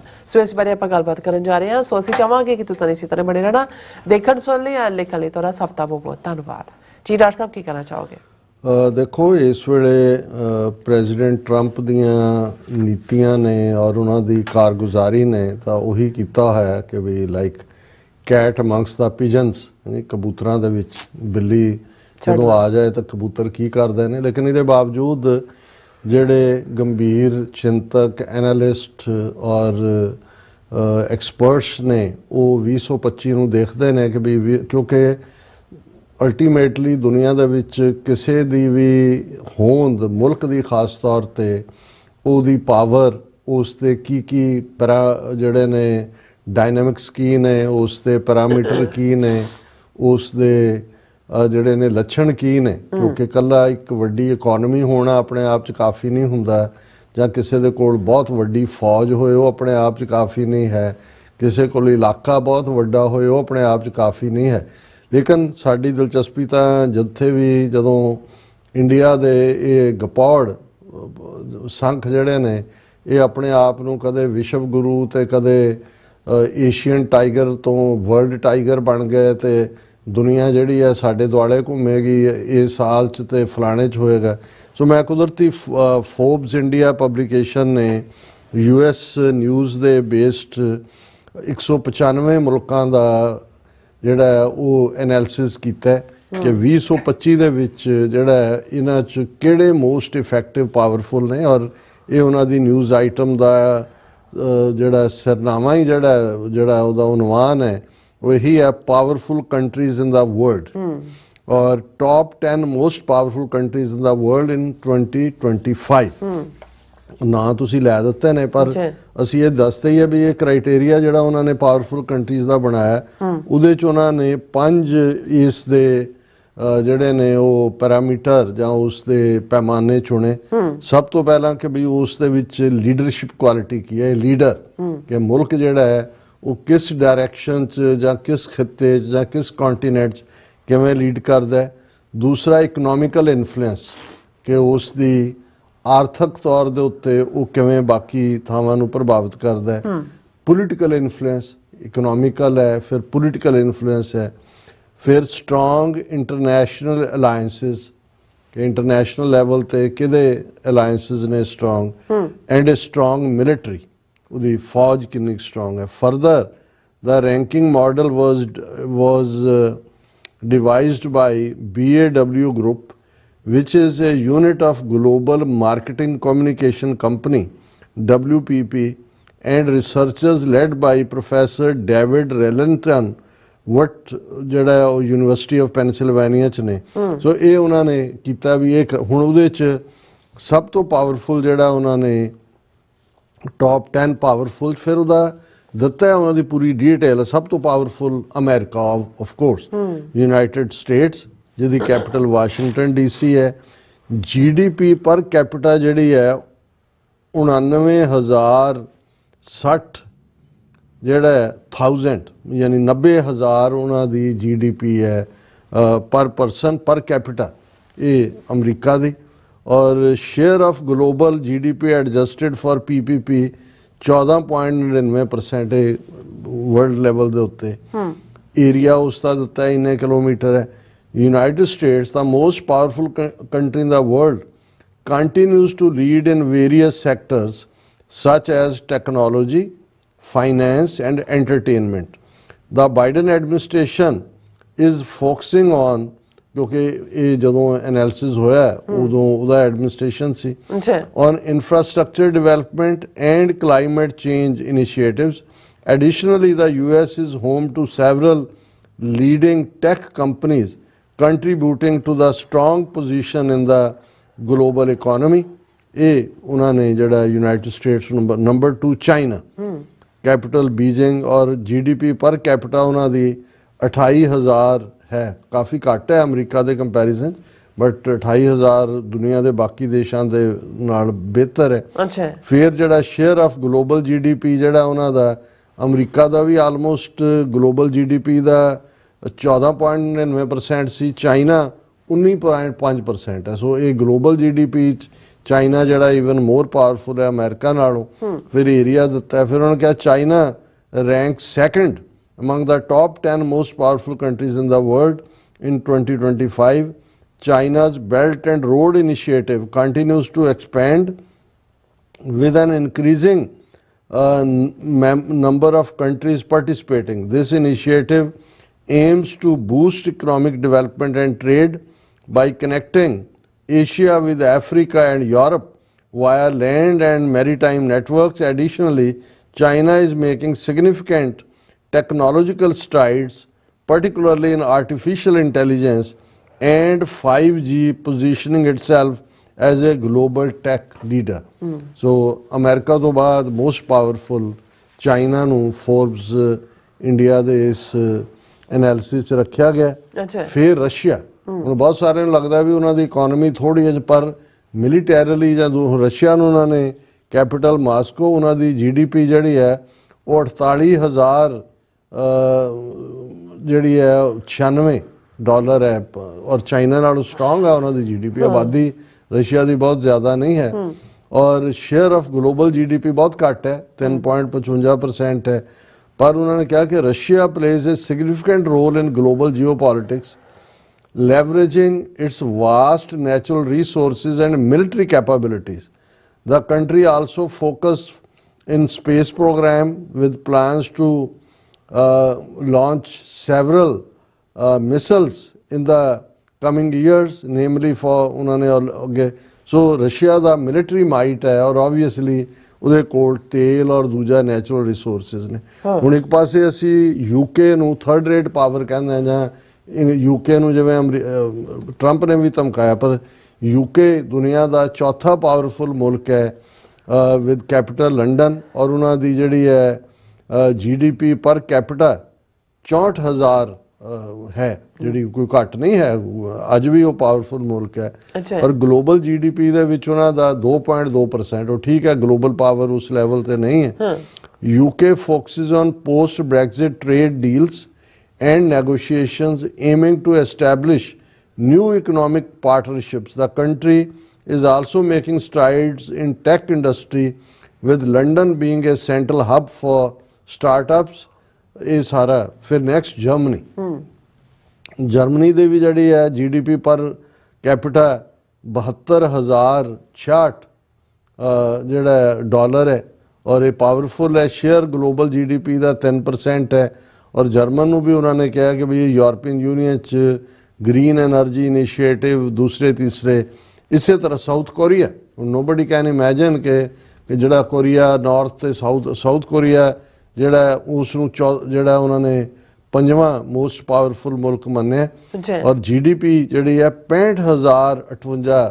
ਹੁਣ ਇੰਡੀਆ ਨੇੜੇ ਤੇੜੇ ਵੀ ਨਹੀਂ ਲੱਗਦਾ ਵੀ ਇਹਨਾਂ ਸਾਰਿਆਂ ਦੇ ਆਪਣੇ ਆਪ ਨੂੰ ਸੁਪਰ ਪਾਵਰ ਬਣਾਉਣ ਵਾਲੇ ਜਿਹੜੇ ਨੇ, ਔਰ ਗਲੋਬਲ GDP ਜਿਹੜੀ ਹੈ 2% ਦੇ ਨੇੜੇ ਤੇੜੇ ਹੈ। ਔਰ ਸਾਊਥ ਕੋਰੀਆ ਜਿਹੜਾ ਹੈ ਉਹਨੇ ਟੈਕਨੋਲੋਜੀ ਐਂਡ ਇਨੋਵੇਸ਼ਨਸ ਦੇ ਵਿੱਚ ਉਹਦੇ ਕੋਲ ਲੀਡ ਟੈਕ ਕੰਪਨੀਜ਼ ਨੇ। ਇਸ ਦੇ ਨਾਤੇ ਉਹਦਾ ਫਰਾਂਸ, ਹੁਣ ਫਰਾਂਸ ਦੀ ਵੀ ਜਿਹੜੀ GDP ਹੈ ਉਹ 67,000 ਡਾਲਰ ਹੈ GDP ਪਰ ਕੈਪੀਟਾ ਜਿਹੜੀ ਕਮਾਈ ਹੈ। ਸੋ ਫਰਾਂਸ ਵੀ ਜਿਹੜਾ ਹੈ ਉਹ ਡਿਜੀਟਲ ਟਰਾਂਸਫੋਰਮੇਸ਼ਨ ਔਰ ਗ੍ਰੀਨ ਐਨਰਜੀ ਇਨੀਸ਼ੀਏਟਿਵਸ ਉਸ ਦੇ ਉੱਤੇ ਉਸ ਦਾ ਜਾਪਾਨ ਜਿਹੜਾ ਉਸ ਦੀ ਪਰ ਕੈਪੀਟਾ ਜਿਹੜੀ ਹੈ 54,099 ਜਿਹੜਾ $1,000 ਹੈ। ਔਰ ਜਾਪਾਨ ਦੇ ਕੋਲ ਵੀ ਜਿਹੜਾ ਕਾਰਸ, ਇਲੈਕਟ੍ਰੋਨਿਕ ਮੈਨੂਫੈਕਚਰਿੰਗ ਔਰ ਇਹ ਸਾਰੇ ਉਹਨਾਂ ਨੇ ਜਿਹੜਾ ਇਸ ਨੂੰ ਜਾਪਾਨ ਨੂੰ ਵੀ ਟੌਪ ਜਿਹੜਾ ਉਹ 7ਵੇਂ ਥਾਂ ਦੇ ਉੱਤੇ ਰੱਖਿਆ। ਸਾਊਦੀ ਅਰੇਬੀਆ, ਹੁਣ ਨਹੀਂ ਤਾਂ ਜਦੋਂ ਵੀ ਕੋਈ ਬੰਦਾ ਸੋਚਦਾ ਹੁੰਦਾ ਜੀ ਉਹਨਾਂ ਕੋਲ ਸਿਰਫ ਆਇਲ ਹੀ ਹੈ, ਔਰ ਉਹ ਵੀ ਹੁਣ ਬਾਕੀਆਂ ਕੋਲ ਹੈ, ਔਰ ਪਰ ਕੈਪੀਟਾ ਉਹਨਾਂ ਦੀ 65,088 ਡਾਲਰ ਹੈ। ਔਰ petroleum production remains Saudi Arabia's most significant wealth and power. ਹੁਣ ਉਹਨਾਂ ਨੇ in FY23 Saudi Arabia reported 440 billion in revenue and ਦੂਜੇ ਤੀਜੇ, ਕਿਉਂਕਿ ਸਾਊਦੀ ਅਰੇਬੀਆ ਜਿਹੜਾ ਮਲਟੀਪਲ ਚੀਜ਼ਾਂ 'ਚ ਇਨਵੈਸਟ ਕਰ ਰਿਹਾ। ਦੈਨ ਇਜ਼ਰਾਈਲ ਦਾ ਜਿਹੜੀ GDP ਪਰ ਕੈਪੀਟਾ ਉਹਨਾਂ ਦੀ 55,085 ਡਾਲਰ ਹੈ, ਔਰ ਇਹ ਗਲੋਬਲ GDP ਦੇ ਵਿੱਚ ਤਾਂ ਸਿਰਫ 0.28 ਹੈ। ਔਰ ਏਰੀਆ ਸਾਰੇ ਇਜ਼ਰਾਈਲ ਦਾ ਤੁਸੀਂ ਦੇਖੋ ਕਿ ਵੀ ਜਿਹੜਾ ਉਹ 51,937 ਸਕੁਅਰ ਕਿਲੋਮੀਟਰ ਹੈ। 21,000 ਸਕੁਅਰ ਕਿਲੋਮੀਟਰ ਉਹਦਾ ਟੋਟਲ ਹੈ। ਜਿਹੜਾ ਸਾਡਾ ਅੱਜ ਦਾ ਇੰਡੀਅਨ ਆਕੂਪਾਈਡ ਪੰਜਾਬ ਹੈ ਉਹ ਵੀ 53,330 ਸਕੁਅਰ ਕਿਲੋਮੀਟਰ ਹੈ। ਸੋ ਮਤਲਬ ਸਾਡੇ ਤੋਂ ਅੱਧੇ ਤੋਂ ਵੀ ਘੱਟ ਹੈ ਇਜ਼ਰਾਈਲ। ਲੇਕਿਨ ਦੁਨੀਆ ਦੇ 10 ਪਾਵਰਫੁਲ ਮੁਲਕਾਂ 'ਚ ਵੀ ਔਰ ਪਰ ਕੈਪੀਟਾ ਇਨਕਮ ਔਰ ਲਾਸ ਦੇ ਵਿੱਚ ਉਹਨਾਂ ਦਾ ਇਹ ਇਜ਼ਰਾਈਲ ਲਾਸ ਦੇ ਵਿੱਚ ਸੀ। ਸੋ ਇਹ ਕਈ ਵਾਰੀ ਜਿਵੇਂ ਸਾਡੇ ਵਿਊਅਰਸ ਨੂੰ ਇਹ ਲਾਈਕ ਵੀ ਕਰਦੇ ਨੇ ਕਿ ਵੀ ਅਸੀਂ ਟਾਈਮ ਟੂ ਟਾਈਮ ਬਜਾਏ ਸਿਰਫ ਪੰਜਾਬ ਦੀ ਸਿਆਸਤ ਅਕਾਲੀਆਂ ਨੇ ਕੀ ਕਿਹਾ ਤੇ ਭੰਤੇ ਨੇ ਕੀ ਕਿਹਾ ਦੁਆਰਾ ਘੁੰਮਣ ਦੇ ਬਾਹਰ ਜਦੋਂ ਅਸੀਂ ਜੀਓ ਪੋਲਿਟਿਕਸ ਦੀ ਗੱਲ ਕਰਦੇ ਹਾਂ, ਦੁਨੀਆ 'ਚ ਚੇਂਜਸ ਦੀ ਗੱਲ ਕਰਦੇ ਹਾਂ, ਫਿਰ ਇਹ ਦੇਖੀਏ ਕਿ ਕਿਵੇਂ ਇਹਨਾਂ ਮੁਲਕਾਂ ਨੇ, ਹੁਣ ਜਾਪਾਨ ਹੈ ਤਬਾਹ ਹੋਇਆ ਸੈਕੰਡ ਵਰਲਡ ਵਾਰ ਤੋਂ ਬਾਅਦ, ਕਿਵੇਂ ਖੜਾ ਹੋਇਆ। ਇਜ਼ਰਾਈਲ ਭਾਵੇਂ ਕੰਡੈਮਨੇਬਲ ਹੈ ਜੋ ਕੁਛ ਉਹ ਕਰ ਰਹੇ ਨੇ, ਪਰ ਉਹਨਾਂ ਨੇ ਆਪਣੀ ਇਕੋਨਮੀ ਖੜੀ ਕੀਤੀ, ਮਿਲਟਰੀ ਮਾਈਟ ਖੜਾ ਕੀਤਾ, ਭਾਵੇਂ ਅਮਰੀਕਾ ਦੀ ਬੈਕਿੰਗ ਦੇ ਨਾਲ ਹੀ ਹੈ। ਔਰ ਈਵਨ ਚਲੋ UK, ਫਰਾਂਸ, ਜਰਮਨੀ, ਇਹਨਾਂ ਦਾ ਤਾਂ ਇਹ ਟ੍ਰੈਡੀਸ਼ਨਲ, ਇਹਨਾਂ ਦੀ ਤਾਂ ਸਿਵਲਾਈਜੇਸ਼ਨਲ ਬੈਕਗਰਾਉਂਡ ਹੈ। ਪਰ ਸਾਨੂੰ ਜਦੋਂ ਸਾਊਥ ਕੋਰੀਆ ਵਰਗਾ ਮੁਲਕ ਜਿਹੜਾ ਰਾਈਜ਼ ਕਰਦਾ ਹੈ ਜਾਂ ਪਾਵਰਫੁਲ 10 ਦੇ ਵਿੱਚ ਆਉਂਦਾ ਹੈ, ਜਾਂ ਅਸੀਂ ਜਿਹੜਾ ਦੂਸਰਾ ਪਾਰਟ ਦੇਖਦੇ ਹਾਂ ਜਰਮਨੀ ਤਾਂ ਹੈ ਹੀ ਹੈ, ਜਾਪਾਨ ਵੀ, ਤਾਂ ਫਿਰ ਇਹ ਸਾਡੇ ਲਈ ਵੀ ਹੈ। ਔਰ ਜੇ ਸਮਾਲ ਏਰੀਆ ਦੇ ਨਾਲ ਤੁਸੀਂ ਤੁਹਾਡੇ ਕੋਲ ਫਿਊਚਰ ਦੀਆਂ ਪਲੈਨਿੰਗਸ ਨੇ, ਉਹਨੂੰ ਤੁਸੀਂ ਡਿਵੈਲਪ ਕਰਦੇ ਹੋ ਤੇ ਉਹਦੇ ਨਾਲ ਹੀ, ਔਰ ਇਹ 1 ਬਿਲੀਅਨ 400 ਮਿਲੀਅਨ ਦਾ ਮੁਲਕ ਜਿਹੜਾ ਇਹ 'ਚੋਂ 40 ਕਰੋੜ ਉਹ ਗੰਗਾ ਦੇ ਗੰਦੇ ਪਾਣੀ 'ਚ ਨਹਾਉਣ ਲੱਗੇ ਹੋਏ ਨੇ, ਉਹੀ ਡੁਬਕੀਆਂ ਲਾਈ ਜਾਂਦੇ ਨੇ ਕਿ ਕਹਿ ਰਹੇ ਉਹ ਇਤਨਾ ਮਜ਼ਾ ਆਇਆ ਜਿਤਨਾ ਪਹਿਲਾਂ ਕभी ਨਹੀਂ ਆਇਆ।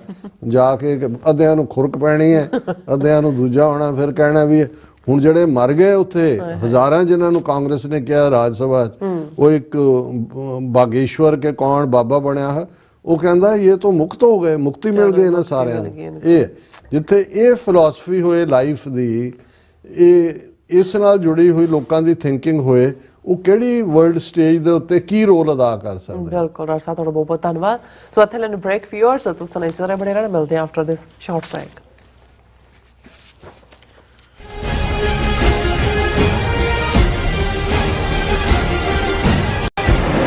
ਲਾਸ ਐਂਜਲਸ ਕਾਉਂਟੀ ਵਿੱਚ ਵਿਨਾਸ਼ਕਾਰੀ ਜੰਗਲੀ ਅੱਗ ਕਾਰਨ ਪ੍ਰਭਾਵਿਤ ਪੀੜਤਾਂ ਦੀ ਸਹਾਇਤਾ ਲਈ ਯੂਨਾਈਟਿਡ ਸਿਕਸ ਇੱਕ ਐਮਰਜੈਂਸੀ ਰਾਹਤ ਮੁਹਿੰਮ ਚਲਾ ਰਹੀ ਹੈ। ਸ਼ਹਿਰ ਦੇ ਉੱਤਰ ਵਿੱਚ ਸੰਘਣੀ ਆਬਾਦੀ ਵਾਲੇ 40 ਕਿਲੋਮੀਟਰ ਦੇ ਖੇਤਰ ਵਿੱਚ ਲੱਗੀ ਅੱਗ ਕਾਰਨ 12,000 ਤੋਂ ਵੱਧ ਇਮਾਰਤਾਂ ਸੜ ਚੁੱਕੀਆਂ ਹਨ। 1.5 ਲੱਖ ਲੋਕਾਂ ਨੂੰ ਇਲਾਕਾ ਛੱਡਣ ਲਈ ਮਜਬੂਰ ਹੋਣਾ ਪਿਆ ਤੇ ਕਰੀਬ 700 ਤੋਂ ਵੱਧ ਲੋਕਾਂ ਨੂੰ ਸ਼ਰਨਾਰਥੀ ਕੈਂਪਾਂ ਵਿੱਚ ਠਹਿਰਾਇਆ ਗਿਆ। ਮੁਸ਼ਕਲ ਦੀ ਇਸ ਘੜੀ ਵਿੱਚ ਸੇਵਾ ਤੇ ਸਰਬੱਤ ਦੇ ਭਲੇ ਦੇ ਸਿਧਾਂਤ ਤੋਂ ਸੇਧ ਲੈ ਕੇ ਯੂਨਾਈਟਿਡ ਸਿਕਸ ਲੋੜਵੰਦਾਂ ਨੂੰ ਭੋਜਨ, ਸਪਲਾਈ ਅਤੇ ਉਮੀਦ ਪ੍ਰਦਾਨ ਕਰ ਰਹੀ ਹੈ। ਯੂਨਾਈਟਿਡ ਸਿਕਸ ਦੇ ਸੇਵਾ ਕਾਰਜਾਂ ਵਿੱਚ ਹਿੱਸਾ ਪਾਉਣ ਲਈ ਤੁਸੀਂ ਯੂਨਾਈਟਿਡ ਸਿਕਸ ਦੀ ਵੈਬਸਾਈਟ ਤੇ ਜਾ ਕੇ ਡੋਨੇਟ ਕਰ ਸਕਦੇ ਹੋ ਜਾਂ ਇਹਨਾਂ ਨਾਲ ਜੁੜਨ ਲਈ 8558786333 ਤੇ ਸੰਪਰਕ ਕਰ ਸਕਦੇ ਹੋ। ਕੀ ਤੁਹਾਨੂੰ 30, 40 ਜਾਂ 50 ਦਿਨ ਵੇਟ ਕਰਨੀ ਪੈ ਰਹੀ ਹੈ ਤੁਹਾਡੇ ਚੈੱਕ ਲਈ? ਫਿਰ ਬ੍ਰੋਕਰਾਂ ਪਿੱਛੇ ਭੱਜਦੇ ਫਿਰਦੇ ਹੋ ਪੈਸੇ ਲਈ, ਬਹੁਤ ਜ਼ਿਆਦਾ ਟਾਈਮ ਵੇਸਟ ਹੋ ਜਾਂਦਾ ਇੱਦਾਂ ਤਾਂ। ਜੇ ਤੁਸੀਂ ਅੱਜ ਹੀ ਪੈਸੇ ਲੈਣੇ ਤਾਂ ਬੌਬਟੇਲ ਨੂੰ ਕਾਲ ਕਰੋ। ਬੌਬਟੇਲ ਤੁਹਾਡੀਆਂ ਇਨਵੋਇਸਿਸ ਸੇਮ ਡੇ ਫੰਡ ਕਰ ਸਕਦੇ ਹਨ for a small fee, no contract, no reserve and no hidden fees।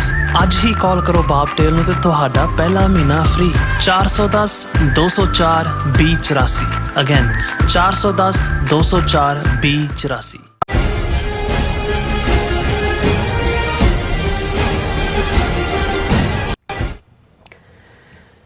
Viewers, welcome back to program. So viewers, ਗੱਲਬਾਤ ਕਰਨ ਜਾ ਰਹੇ ਹਾਂ ਕਿ ਭਾਰਤੀ ਪਾਰਲੀਮੈਂਟ ਦੇ ਵਿੱਚ ਵਿਰੋਧੀ ਧਿਰ ਦੇ ਨੇਤਾ ਰਾਹੁਲ ਗਾਂਧੀ ਨੇ ਕਿਹਾ ਹੈ ਕਿ ਮੋਦੀ ਅਤੇ ਰਾਜਨਾਥ ਸਿੰਘ ਕਹਿੰਦੇ ਨੇ ਕਿ ਚੀਨ ਨੇ ਸਾਡਾ ਕੋਈ ਇਲਾਕਾ ਨਹੀਂ ਹਥਿਆਇਆ, ਜਦੋਂ ਕਿ ਭਾਰਤੀ ਫੌਜ ਦਾ ਮੁਖੀ ਕੁਝ ਹੋਰ ਹੀ ਬਿਆਨ ਦੇ ਰਿਹਾ ਹੈ। ਔਰ ਜੇ ਚੀਨ ਨੇ ਕੋਈ ਇਲਾਕਾ ਨਹੀਂ ਖੋਇਆ ਤਾਂ ਬਾਰ-ਬਾਰ ਚੀਨ ਨਾਲ ਕਿਸ ਮੁੱਦੇ ਤੇ ਗੱਲਬਾਤ ਹੋ ਰਹੀ ਹੈ। ਔਰ ਇਸ ਸਵਾਲ ਤੇ ਡਿਫੈਂਸ ਮਿਨਿਸਟਰ ਰਾਜਨਾਥ ਸਿੰਘ ਪੂਰੀ ਤਰ੍ਹਾਂ ਭੜਕੇ। ਸੋ ਇਸ ਬਾਰੇ ਆਪਾਂ ਗੱਲਬਾਤ ਕਰਨ ਜਾ ਰਹੇ ਹਾਂ। ਸੋ ਅਸੀਂ ਚਾਹਾਂਗੇ ਕਿ ਤੁਸੀਂ ਇਸੇ ਤਰ੍ਹਾਂ ਬੜੇ ਰਹਿਣਾ। ਦੇਖਣ ਸੁਣਨ ਲਈ ਲਿਖਣ ਲਈ ਤੁਹਾਡਾ ਸਭ ਦਾ ਬਹੁਤ ਬਹੁਤ ਧੰਨਵਾਦ ਜੀ। ਡਾਕਟਰ ਸਾਹਿਬ, ਕੀ ਕਹਿਣਾ ਚਾਹੋਗੇ?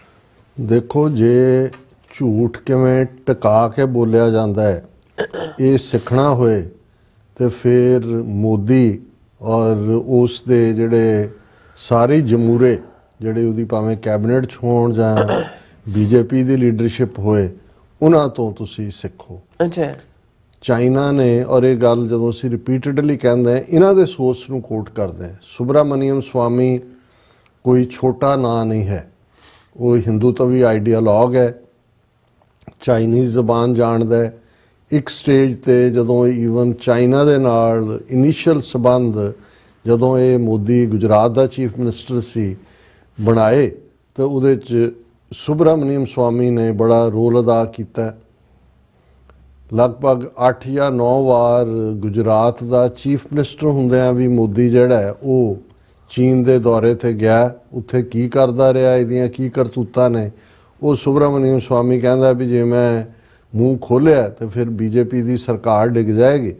ਔਰ ਪਰ ਇਹ ਮੋਦੀ ਜਿਹੜਾ ਹੈ ਇਹ ਇੱਕ ਉਹਨੇ ਜੋ ਇੰਡੀਕੇਟ ਕੀਤਾ ਵੀ ਕਿਸ ਲੈਵਲ ਦੀ ਬਦ ਅਖਲਾਕੀ ਔਰ ਕਿਸ ਲਈ ਜ਼ਿੰਮੇਵਾਰ। ਔਰ ਸ਼ਾਇਦ ਇਹ ਗੱਲ ਗਲਤ ਨਹੀਂ ਹੈ, ਕਿਉਂਕਿ ਇਹਦੇ ਬਾਵਜੂਦ ਕਿ ਗਲਵਾਨ ਦੇ ਵਿੱਚ ਜੂਨ 2020 'ਚ ਪਹਿਲਾ ਕਲੈਸ਼ ਹੁੰਦਾ ਹੈ, ਜਿਹਦੇ 'ਚ 20 ਭਾਰਤੀ ਫੌਜੀ ਜਿਹੜੇ ਨੇ ਮਾਰੇ ਜਾਂਦੇ ਨੇ, 6-7 ਉਹਨਾਂ 'ਚੋਂ ਪ੍ਰਿਜ਼ਨਰ ਆਫ ਵਾਰ ਹੋਸਟੇਜ ਬਣਦੇ ਨੇ, ਉਹ ਲੈਂਦੇ ਨੇ, ਜਿਨ੍ਹਾਂ ਨੂੰ 3-4 ਦਿਨ ਬਾਅਦ ਰਿਲੀਜ਼ ਕਰਦੇ ਨੇ। ਔਰ ਇਹਨਾਂ ਸਾਰੇ ਸਾਲਾਂ 'ਚ ਘੱਟੋ ਘੱਟ 26-27 ਮੀਟਿੰਗਸ ਇਹਨਾਂ ਦੇ ਕਮਾਂਡ ਲੈਵਲ ਦੇ ਉੱਤੇ ਪੋਲੀਟੀਕਲੀ ਦੌੜਦਾ। ਰਾਜਨਾਥ ਜਿਹੜਾ ਹੈ, ਐਸ ਜੈ ਸ਼ੰਕਰ ਮਾਸਕੋ ਜਾਂਦਾ ਹੈ, ਚੀਨ ਨੂੰ ਇਨਵੋਲਵ ਕਰਦਾ ਹੈ। ਫਿਰ ਫੌਜ ਜਿਹੜੀ ਹੈ ਕਸ਼ਮੀਰ 'ਚੋਂ ਕੱਢ ਕੇ 40-50 ਹਜ਼ਾਰ ਫੌਜ ਜਿਹੜੀ ਹੈ ਉੱਥੇ ਜਾ ਕੇ ਖੜੀ ਕਰਦੇ ਨੇ। ਫਿਰ ਉਹ ਕੱਲਾ ਗਲਵਾਨ ਵੈਲੀ ਨਹੀਂ ਰਹਿੰਦਾ, ਉਹਦੇ 'ਚ ਅਸੀਂ ਡੈਪ ਚੌਂਗ ਦੇਖਦੇ ਹਾਂ, ਡੈਪ ਸੌਂਗ ਦੇਖਦੇ ਹਾਂ। ਲਦਾਖ ਦੇ ਵਿੱਚ ਜਿਹੜਾ ਹੈ ਉਹ ਸਾਰਾ ਕਿਸ ਕਿਸਮ ਦਾ ਹੁੰਦਾ ਹੈ। ਸੁਬਰਾਮਨੀਅਮ ਸਵਾਮੀ ਰਿਪੀਟਡਲੀ ਉਹ ਇਹ ਕਹਿੰਦਾ ਹੈ, ਔਰ ਇਹ ਬਿਲਕੁਲ ਠੀਕ ਹੈ, ਕਿ ਇਸ ਪੀਰੀਅਡ 'ਚ 4000 ਸਕੁਅਰ ਕਿਲੋਮੀਟਰ ਟੈਰੀਟਰੀ ਇੰਡੀਆ ਦੀ ਜਿਹੜੀ ਹੈ ਉਹ ਚਾਈਨਾ ਨੇ ਲੈ ਲਈ। ਅੱਛਾ। ਜਿਹੜੇ ਇਹਨਾਂ ਦੇ ਪੈਟਰੋਲ ਪੁਆਇੰਟ ਸੀ, 3-4 ਐਸੇ ਪੁਆਇੰਟ ਨੇ ਜਿਹਦੇ ਨੇੜੇ ਨਹੀਂ ਜਾ ਸਕਦੇ। ਕੁਛ ਜਿਹੜੀਆਂ ਚਾਰਗਾਹਾਂ ਸੀ ਜਿਹਦੇ 'ਚ ਕਿ ਇੰਡੀਅਨ ਸਾਈਡ ਵਾਲੇ ਜਿਹੜੇ ਚਰਵਾਏ ਨੇ ਜਾਂ ਦੂਜੇ, ਉਹ ਆਪਣੇ ਪਸ਼ੂਆਂ ਨੂੰ ਉੱਥੇ ਚਾਰਨ ਲੈ ਜਾਂਦੇ ਸੀ, ਉਹ ਉਹਨਾਂ ਨੇ, ਔਰ ਉਹਨਾਂ ਨੇ ਐਨ ਸੈਟੇਲਾਈਟ ਇਮੇਜਸ ਨੇ ਵੀ ਕੀਤਾ ਵੀ ਜਿਹੜੀ ਉਹਨਾਂ ਨੇ ਆਕੂਪਾਈ ਕੀਤੀ ਟੈਰੀਟਰੀ, ਉੱਥੇ ਉਹਨਾਂ ਨੇ ਪਰਮਾਨੈਂਟ ਰੈਜ਼ੀਡੈਂਸ ਔਰ ਪੂਰੇ ਵਿਲੇਜ ਵਸਾ ਦਿੱਤਾ ਹੈ। ਹੁਣ 4000 ਸਕੁਅਰ ਕਿਲੋਮੀਟਰ ਥੋੜੀ ਟੈਰੀਟਰੀ ਨਹੀਂ ਹੁੰਦੀ, ਲੇਕਿਨ ਮੋਦੀ ਦਾ ਪਹਿਲੇ ਦਿਨ ਤੋਂ ਹੀ ਇਹ ਕਿ ਨਾ ਕੋਈ ਆਇਆ, ਨਾ ਕੋਈ ਗਿਆ, ਨਾ ਕੋਈ ਗੁੱਸਾ, ਔਰ ਇਸ ਨੂੰ ਉਹਨਾਂ ਨੇ ਜਿਹੜਾ ਹੈ ਉਹ ਮੇਨਟੇਨ ਰੱਖਿਆ। ਹੁਣ ਜਦੋਂ ਚੀਨ ਦੇ ਜਾ ਕੇ ਸ਼ਰਨ ਪਏ, ਉਹਨਾਂ ਦੇ ਨਾਲ ਸ਼ੁਰੂ ਕਰ ਲਈ ਗੱਲਬਾਤ ਜਾਂ ਦੂਜੀ, ਪਾਰਲੀਮੈਂਟ ਦੇ ਵਿੱਚ ਇਸ ਗੱਲ ਨੂੰ ਇਹਨਾਂ ਨੇ ਯਕੀਨੀ ਬਣਾਇਆ ਕਿ ਐਸ ਜੈ ਸ਼ੰਕਰ ਸਿਰਫ ਉਹਨੇ ਇਹੀ ਕਿਹਾ ਕਿ ਜੀ ਜਿਹੜੀ ਅਜੇ ਡੀ-ਐਸਕੇਲੇਸ਼ਨ ਵੀ ਨਹੀਂ ਹੋਈ, ਦੂਸਰਾ ਵੀ ਨਹੀਂ ਹੈ, ਪਰ ਸਾਡੇ ਮਾਮਲੇ ਤੈਅ ਪਾ ਗਏ ਨੇ ਔਰ ਅਸੀਂ ਜਿਹੜਾ ਦੂਸਰਾ ਦੌਰ ਸ਼ੁਰੂ ਕਰਾਂਗੇ। ਉਸ ਤੋਂ ਬਾਅਦ ਫਿਰ ਐਸ ਜੈ ਸ਼ੰਕਰ ਗਿਆ, ਹੁਣ ਡਾਇਰੈਕਟ ਫਲਾਈਟ ਸ਼ੁਰੂ ਕਰਨ ਦੀ ਗੱਲ ਹੋ ਗਈ, ਮਾਨਸਰੋਵਰ ਦੀ ਜਿਹੜੀ ਹੈ ਉਹ ਯਾਤਰਾ ਦੀ ਗੱਲ ਸ਼ੁਰੂ ਹੋ ਗਈ, ਵੀਜ਼ਿਆਂ ਦਾ ਮੁੱਦਾ ਜਿਹੜਾ ਉਹ ਸ਼ੁਰੂ ਹੋ ਗਿਆ ਕਿ ਭਾਈ ਹੁਣ ਆਣ ਜਾਣਗੇ ਦੂਜੇ ਤੀਜੇ। ਇਹਦੇ ਬਾਵਜੂਦ ਕਿ ਚਾਈਨਾ ਨੇ 1 ਇੰਚ ਵੀ ਜਿਹੜਾ ਉਹ ਸਰੈਂਡਰ ਨਹੀਂ ਕੀਤਾ, ਜਿਹੜਾ ਕਿ ਉਹਨਾਂ ਨੇ ਇਹਨਾਂ 4 ਸਾਲਾਂ ਦੇ ਵਿੱਚ ਇਹਨਾਂ ਤੋਂ ਖੋਇਆ। ਅੱਛਾ। ਹੁਣ ਇਸ ਸਭ ਦੇ ਔਰ ਇਹ ਗੱਲ ਇਹਨਾਂ ਦੇ ਫੌਜੀ ਚੀਫ ਨੇ ਇੱਕ ਜਦੋਂ ਆਰਮੀ ਡੇ ਜਾਂ ਕਿਸੇ ਦੇ ਮੌਕੇ ਤੇ ਗਿਆ, ਜੇ ਪਿੱਛੇ ਹੀ ਉਹਦਾ ਇੰਟਰਵਿਊ ਸੀ, ਉਹਦੇ 'ਚ ਉਹਨੇ ਕਿਹਾ ਸੀ ਕਿ ਵੀ ਹੁਣ ਖਬਰਦਾਰ ਹੋ ਜਾਓ, ਹੁਣ 2020 ਵਾਲੀ ਗਲਤੀ ਨਾ ਦੁਹਰਾਈ ਜਾਏ। ਉਹ ਆਪਣੇ ਫੌਜੀਆਂ ਨੂੰ ਕਹਿ ਰਿਹਾ ਸੀ। ਹੁਣ ਇਸ ਗੱਲ ਨੂੰ ਪਾਰਲੀਮੈਂਟ ਦੇ ਵਿੱਚ ਅੱਜ ਕੱਲ ਬਜਟ ਸੈਸ਼ਨ ਚੱਲ ਰਿਹਾ, ਔਰ ਜਿਵੇਂ ਅਸੀਂ ਕਿਹਾ ਵੀ ਇਹ ਫਰਾਈਟਨਡ ਮੋਦੀ ਜਾਂ ਮੋਦੀ ਸਰਕਾਰ, ਇਹਨਾਂ ਨੇ ਉਹ ਹਾਰਡਲੇ ਕੀ ਉਹਨਾਂ ਦੇ ਮੋਟਰ ਬਾਈਕ ਨੇ ਜਾਂ ਜਿਹੜਾ ਸਟਾਰਲਿੰਕ ਟੈਸਲਾ ਵਾਲਾ ਮਾਲਕ ਜਿਹੜਾ ਐਲਨ ਮਸਕ, ਜੋ ਅਮਰੀਕਾ ਮੰਗਦਾ ਸੀ ਕਿ ਵੀ ਆਹ ਰਿਆਇਤਾਂ ਦਿਓ, ਉਹਨੂੰ ਸਟਾਰਲਿੰਕ ਨੂੰ ਵੀ ਥਾਂ ਦੇਣਾ, ਉਹਦੇ ਤੇ ਟੈਕਸ ਵੀ ਘੱਟ ਕਰਨਾ, ਦੂਸਰੀਆਂ ਉਹ ਸਭ ਬਜਟ ਦੇ ਵਿੱਚ ਇਹਨਾਂ ਨੇ ਮੰਨ ਲਿਆ। ਲੇਕਿਨ ਤੁਹਾਨੂੰ ਉਹਨਾਂ ਦਾ ਜਿਹੜਾ ਲੈਪਡੌਗ ਮੀਡੀਆ ਹੈ ਉਹ ਤੁਹਾਨੂੰ ਡਿਸਕਸ ਕਰਦਾ ਨਜ਼ਰ ਨਹੀਂ ਆਏਗਾ। ਉਹ ਇਹੀ ਰੌਲਾ ਪਾ ਰਹੇ ਨੇ ਜੀ 12 ਲੱਖ ਤੋਂ ਘੱਟ ਦੇ ਉੱਤੇ ਟੈਕਸ ਖਤਮ ਕਰਤਾ, ਇਹ ਤਾਂ ਨਹਿਰੂ ਨੇ ਵੀ ਨਹੀਂ ਸੀ ਕੀਤਾ, ਇਹ ਤਾਂ ਫਲਾਣੇ ਨੇ ਵੀ ਨਹੀਂ ਸੀ ਕੀਤਾ। ਲੇਕਿਨ ਕਿਵੇਂ ਇਹਨਾਂ ਨੇ ਇੱਕ ਦਬਕੇ ਦੇ ਉੱਤੇ ਉਹ ਸਾਰੇ ਡਿਪੋਰਟ ਹੋ ਕੇ ਇੱਥੋਂ ਇਲੀਗਲ ਨੇ ਉਹ ਵੀ ਲੈਣੇ ਮੰਨ ਲਏ। ਅੱਛਾ। ਉਹਨੂੰ ਸਟਾਰਲਿੰਕ ਵਾਲਿਆਂ ਨੂੰ ਵੀ ਪਹਿਲਾਂ ਜਿਹੜਾ ਐਲਨ ਮਸਕ ਨੂੰ ਨਹੀਂ ਸੀ ਦਿੱਤਾ, ਜਿਹੜਾ ਉਹ ਵੀ ਦੇ ਦਿੱਤਾ। ਜਿਹੜੇ ਟੈਰਿਫ ਘੱਟ ਕਰਨ ਦੀ ਲਾਈਨ ਸੀ, ਘੱਟ ਕਰਦੇ ਕਰਦੇ ਕਰਦੇ ਕਿਸ % ਤੇ ਆ ਗਏ, ਜੋ ਟੋਟਲ ਸਰੈਂਡਰ। ਜਿਵੇਂ ਚਾਈਨਾ ਸਾਹਮਣੇ ਵੀ ਮੁਕੰਮਲ ਸਰੈਂਡਰ ਕੀਤਾ ਹੈ, ਅਮਰੀਕਾ ਸਾਹਮਣੇ ਵੀ ਪੂਰਾ ਸਰੈਂਡਰ। ਹੁਣ ਇਹ ਗੱਲ ਜਿਹੜਾ ਲੀਡਰ ਆਫ ਦਾ ਆਪੋਜੀਸ਼ਨ ਹੈ ਰਾਹੁਲ ਗਾਂਧੀ, ਉਹਨੇ ਪਾਰਲੀਮੈਂਟ ਦੇ ਵਿੱਚ ਚੁੱਕੀ। ਉਹਨੇ ਆਪਣੇ ਐਡਰੈਸ ਦੇ ਵਿੱਚ ਕਿਹਾ ਕਿ ਉਹਨੇ ਕਿਹਾ ਵੀ ਪ੍ਰਾਈਮ ਮਿਨਿਸਟਰ ਜਿਹੜਾ PM has denied that Chinese forces are inside our territory, but for some reason our army keeps talking to the Chinese about their entry into our territory, and our chief of army staff has said that the Chinese are inside our territory. ਉਹ ਕਹਿੰਦਾ chief ਜਿਹੜਾ ਫੌਜ ਦਾ ਹੈ ਉਹ ਕਹਿ ਰਿਹਾ ਵੀ ਚੀਨੇ ਸਾਡੀ territory 'ਚ ਨੇ। ਇਹ ਡਿਨਾਇਲ 'ਚ ਨੇ। ਇਹ ਮਾਜਰਾ ਕੀ ਹੈ? ਔਰ ਇਸ ਦੇ ਉੱਤੇ ਜਿਹੜਾ ਉਹ ਕਲੈਰਿਟੀ ਦਿੱਤੀ ਜਾਏ। ਇਸ ਦੇ ਉੱਤੇ ਪੂਰੀ ਤਰ੍ਹਾਂ ਭੜਕਿਆ ਰਾਜਨਾਥ ਸਿੰਘ ਜਿਹੜਾ ਡਿਫੈਂਸ ਮਿਨਿਸਟਰ ਹੈ। ਉਹਨੇ ਕਿਹਾ ਜੀ ਇਹ ਬਿਲਕੁਲ ਝੂਠਾ ਇਲਜ਼ਾਮ ਹੈ, ਇਰਰਿਸਪੌਂਸਿਬਲ ਹੈ। ਇਹ ਜਿਹੜੇ ਨੇ ਇਹ ਆਰਮੀ ਚੀਫ ਦੇ ਨਾਲ ਜਿਹੜੇ ਲਫ਼ਜ਼ ਜੋੜੇ ਜਾ ਰਹੇ ਨੇ, ਉਹਨੇ ਨਹੀਂ ਕਿ ਇਹ ਜਿਹੜਾ ਉਹਨੇ ਕਿਹਾ ਕਿ ਜੀ ਇਹ ਜਿਹੜੀਆਂ ਨੇ ਕੁਛ ਟ੍ਰੈਡੀਸ਼ਨਲ ਜਿਹੜੀਆਂ ਨੇ ਉਹਦੇ 'ਚ ਪੈਟਰੋਲਿੰਗ ਦੀਆਂ ਪ੍ਰੋਬਲਮ ਸੀ, ਉਹਦੇ 'ਚ ਹੁਣ ਡਿਸਐਂਗੇਜਮੈਂਟ ਹੋ ਗਈ ਹੈ। ਅਸੀਂ ਇਸ ਬਾਰੇ ਦੱਸਾਂਗੇ ਉਸ ਪਾਰਟ ਨੂੰ।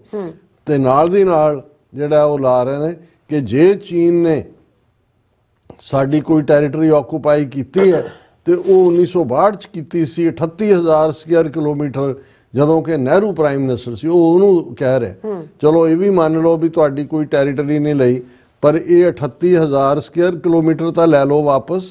ਜਦੋਂ 5 ਅਗਸਤ 2019 ਨੂੰ ਕਸ਼ਮੀਰ ਦਾ ਸਟੇਟਸ ਖਤਮ ਕੀਤਾ ਸੀ ਆਰਟੀਕਲ 370-35A, ਅਮਿਤ ਸ਼ਾਹ ਨੇ ਰਾਜ ਸਭਾ 'ਚ ਖਲੋ ਕੇ ਕਿਹਾ ਸੀ ਕਿ ਜੀ ਅਸੀਂ ਅਕਸਾਈ ਚਿੰਨ੍ਹ ਵਾਪਸ ਲਵਾਂਗੇ, ਸਾਡੀ 38,000 ਸਕੁਅਰ ਕਿਲੋਮੀਟਰ ਟੈਰੀਟਰੀ ਹੈ, ਤੁਸੀਂ ਭਾਰਤ ਮਾਤਾ ਦੇ ਸਪੁੱਤਰ ਹੋ, ਉਹੀ ਲੈ ਲਓ। ਪਰ ਜਦੋਂ ਅਸੀਂ ਕਹਿੰਦੇ ਹਾਂ ਵੀ ਠੋਕ ਕੇ ਝੂਠ ਬੋਲਣਾ ਔਰ ਉਹ ਸਾਰੇ ਚੋਂ ਹੱਥ ਧੋ ਲੈਣੇ, ਬਿਲਕੁਲ ਹੁਣ ਤੁਹਾਨੂੰ ਨਾ ਚੀਨ ਦੇ ਖਿਲਾਫ ਕੋਈ ਇਹ ਬੋਲਦੇ ਨਜ਼ਰ ਆਉਂਦੇ ਨੇ ਨਾ ਅਦਰਵਾਈਜ਼ ਇਹੀ ਸੀ ਕਿਹਨੇ ਕਾਲ ਦਿੱਤੀ ਜਿਹੜਾ ਇਹਨਾਂ ਦੀ ਟਿਕਟੌਕ ਤੇ ਕਿਉਂ ਬੈਨ ਲਾਇਆ ਸੀ ਜੇ ਤੁਹਾਡੀ ਟੈਰੀਟਰੀ ਨਹੀਂ ਸੀ ਖੋਈ ਹੋਈ। ਬਿਲਕੁਲ ਕਿਹਨੇ ਇਹ ਕਿਹਾ ਸੀ ਕਿ ਚਾਈਨੀਜ਼ ਚੀਜ਼ਾਂ ਦਾ ਬਾਈਕਾਟ ਕਰੋ? ਉਹ ਤਾਂ ਕਿਸੇ ਸਿਆਣੇ ਨੇ ਕਿਹਾ ਵੀ ਤੁਹਾਡੇ ਭਗਵਾਨ ਨਿਕਲ ਜਾਣੇ ਨੇ ਮੰਦਿਰਾਂ ਚੋਂ, ਕਿਉਂਕਿ ਜਿੰਨੇ ਭਗਵਾਨ ਨੇ ਬਣ ਕੇ ਆਉਂਦੇ ਤੁਹਾਡੇ ਉੱਥੋਂ ਬੀਜਿੰਗ ਤੋਂ ਹੀ ਆਉਂਦੇ ਆ ਸਾਰੇ। ਜਿਹੜੇ ਉਹ ਬੁੱਤ ਨੇ, ਜਿਹੜੀ ਤੁਸੀਂ ਬੁੱਤ ਪ੍ਰਸਤੀ ਕਰਦੇ ਹੋ, ਬੁੱਤ ਸਾਰੇ ਚਾਈਨਾ ਮੇਡ ਨੇ। ਤੇ ਇਹ ਕਿਵੇਂ ਕਰੋਗੇ? ਆਪਣੇ ਭਗਵਾਨਾਂ ਨੂੰ ਕਿੱਥੋਂ ਲਿਆਓਗੇ ਫਿਰ? ਬਿਲਕੁਲ। ਸੋ ਫਿਰ ਇਹ ਹਟੇ।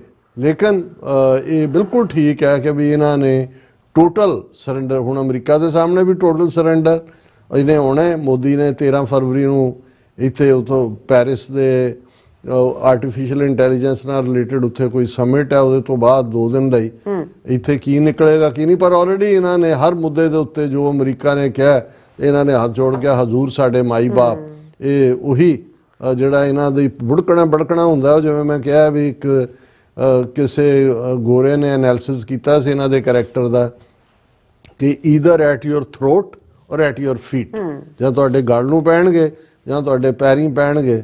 ਹੁਣ ਉਹ ਚੀਨ ਦੇ ਵੀ ਪੈਰੀਂ ਪਏ ਹੋਏ ਨੇ ਤੇ ਅਮਰੀਕਾ ਦੇ ਵੀ ਪੈਰੀਂ ਪੈ ਗਏ ਨੇ ਕਿ ਵੀ ਹਜ਼ੂਰ ਸਾਡੇ ਮਾਈ ਬਾਪ। ਬਿਲਕੁਲ ਡਾਕਟਰ ਸਾਹਿਬ, ਤੁਹਾਡਾ ਬਹੁਤ ਬਹੁਤ ਧੰਨਵਾਦ। ਸੋ ਲੈਣੇ ਬ੍ਰੇਕ। ਵਿਊਅਰਸ, ਤੁਸੀਂ ਕਿਤੇ ਨਹੀਂ ਜਾਣਾ, ਮਿਲਦੇ ਹਾਂ ਆਫਟਰ ਦਿਸ ਸ਼ਾਰਟ ਬ੍ਰੇਕ।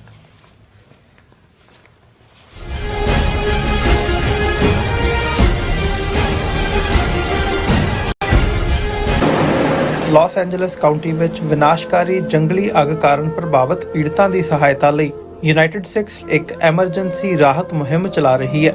ਸ਼ਹਿਰ ਦੇ ਉੱਤਰ ਵਿੱਚ ਸੰਘਣੀ ਆਬਾਦੀ ਵਾਲੇ 40 ਕਿਲੋਮੀਟਰ ਦੇ ਖੇਤਰ ਵਿੱਚ ਲੱਗੀ ਅੱਗ ਕਾਰਨ 12,000 ਤੋਂ ਵੱਧ ਇਮਾਰਤਾਂ ਸੜ ਚੁੱਕੀਆਂ ਹਨ। 1.5 ਲੱਖ ਲੋਕਾਂ ਨੂੰ ਇਲਾਕਾ ਛੱਡਣ ਲਈ ਮਜਬੂਰ ਹੋਣਾ ਪਿਆ ਤੇ ਕਰੀਬ 700 ਤੋਂ ਵੱਧ ਲੋਕਾਂ ਨੂੰ ਸ਼ਰਨਾਰਥੀ ਕੈਂਪਾਂ ਵਿੱਚ ਠਹਿਰਾਇਆ ਗਿਆ। ਮੁਸ਼ਕਲ ਦੀ ਇਸ ਘੜੀ ਵਿੱਚ ਸੇਵਾ ਤੇ ਸਰਬੱਤ ਦੇ ਭਲੇ ਦੇ ਸਿਧਾਂਤ ਤੋਂ ਸੇਧ ਲੈ ਕੇ ਯੂਨਾਈਟਿਡ ਸਿਕਸ ਲੋੜਵੰਦਾਂ ਨੂੰ ਭੋਜਨ, ਸਪਲਾਈ ਅਤੇ ਉਮੀਦ ਪ੍ਰਦਾਨ ਕਰ ਰਹੀ ਹੈ। ਯੂਨਾਈਟਿਡ ਸਿਕਸ ਦੇ ਸੇਵਾ ਕਾਰਜਾਂ ਵਿੱਚ ਹਿੱਸਾ ਪਾਉਣ ਲਈ ਤੁਸੀਂ ਯੂਨਾਈਟਿਡ ਸਿਕਸ ਦੀ ਵੈਬਸਾਈਟ ਤੇ ਜਾ ਕੇ ਡੋਨੇਟ ਕਰ ਸਕਦੇ ਹੋ ਜਾਂ ਇਹਨਾਂ ਨਾਲ ਜੁੜਨ ਲਈ 8558786333 ਤੇ ਸੰਪਰਕ ਕਰ ਸਕਦੇ ਹੋ। ਕੀ ਤੁਸੀਂ ਆਪਣੇ ਟੈਕਸਿਸ ਨੂੰ ਲੈ ਕੇ ਚਿੰਤਤ ਹੋ?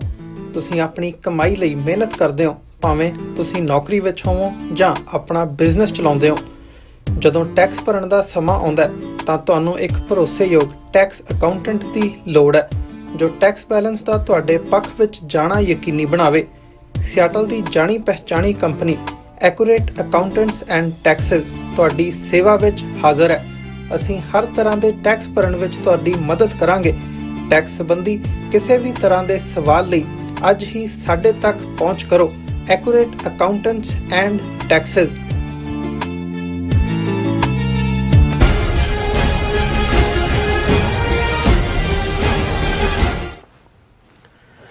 ਦਰਸ਼ਕੋ, ਬ੍ਰੇਕ ਤੋਂ ਬਾਅਦ ਤੁਹਾਡਾ ਫਿਰ ਦੁਬਾਰਾ ਸਵਾਗਤ ਹੈ ਔਰ ਗੱਲਬਾਤ ਕਰਨ ਜਾ ਰਹੇ ਹਾਂ ਐਂਡ ਵਾਲੇ ਸੈਕਸ਼ਨ ਦੇ ਵਿੱਚ ਕਿ ਅਮਰੀਕਾ ਵਿੱਚ 2 ਅੱਡ-ਅੱਡ ਹਿੰਸਾ ਅਤੇ ਨਫ਼ਰਤ ਦੇ ਕੇਸਾਂ ਵਿੱਚ ਹਿੰਦੂ ਇਨਵੋਲਵ ਨੇ ਔਰ ਇਹਨਾਂ ਵਿੱਚ ਇੱਕ ਦਾ ਸਬੰਧ ਵਾਈਟ ਹਾਊਸ ਉੱਤੇ ਯੂ-ਹਾਲ ਟਰੱਕ ਨਾਲ ਕੀਤੇ ਹਮਲੇ ਨਾਲ ਹੈ ਔਰ ਜਿਸ ਨੂੰ 8 ਸਾਲ ਦੀ ਕੈਦ ਦੀ ਸਜ਼ਾ ਜਿਹੜੀ ਆ ਸੁਣਾਈ ਗਈ ਹੈ ਔਰ ਦੂਸਰੇ ਕੇਸ ਟੈਕਸਸ ਨਾਲ ਸੰਬੰਧਿਤ ਹੈ ਔਰ ਜਿਸ ਵਿੱਚ ਭੂਸ਼ਣ ਅਠਾਲੇ ਨਾਂ ਦਾ ਹਿੰਦੂਤਵੀ ਵੀ ਹੇਟ ਕ੍ਰਾਈਮ ਲਈ ਦੋਸ਼ੀ ਗਰਦਾਨਿਆ ਗਿਆ। ਸੋ ਇਸ ਬਾਰੇ ਆਪਾਂ ਗੱਲਬਾਤ ਕਰਨ ਜਾ ਰਹੇ ਹਾਂ ਔਰ ਨਾਲ ਜਿਹੜੇ ਤੁਹਾਡੇ ਲਾਈਵ ਮੈਸੇਜ ਨੇ ਉਹ ਵੀ ਆਪਾਂ ਸ਼ੇਅਰ ਕਰਨ ਜਾ ਰਹੇ ਹਾਂ।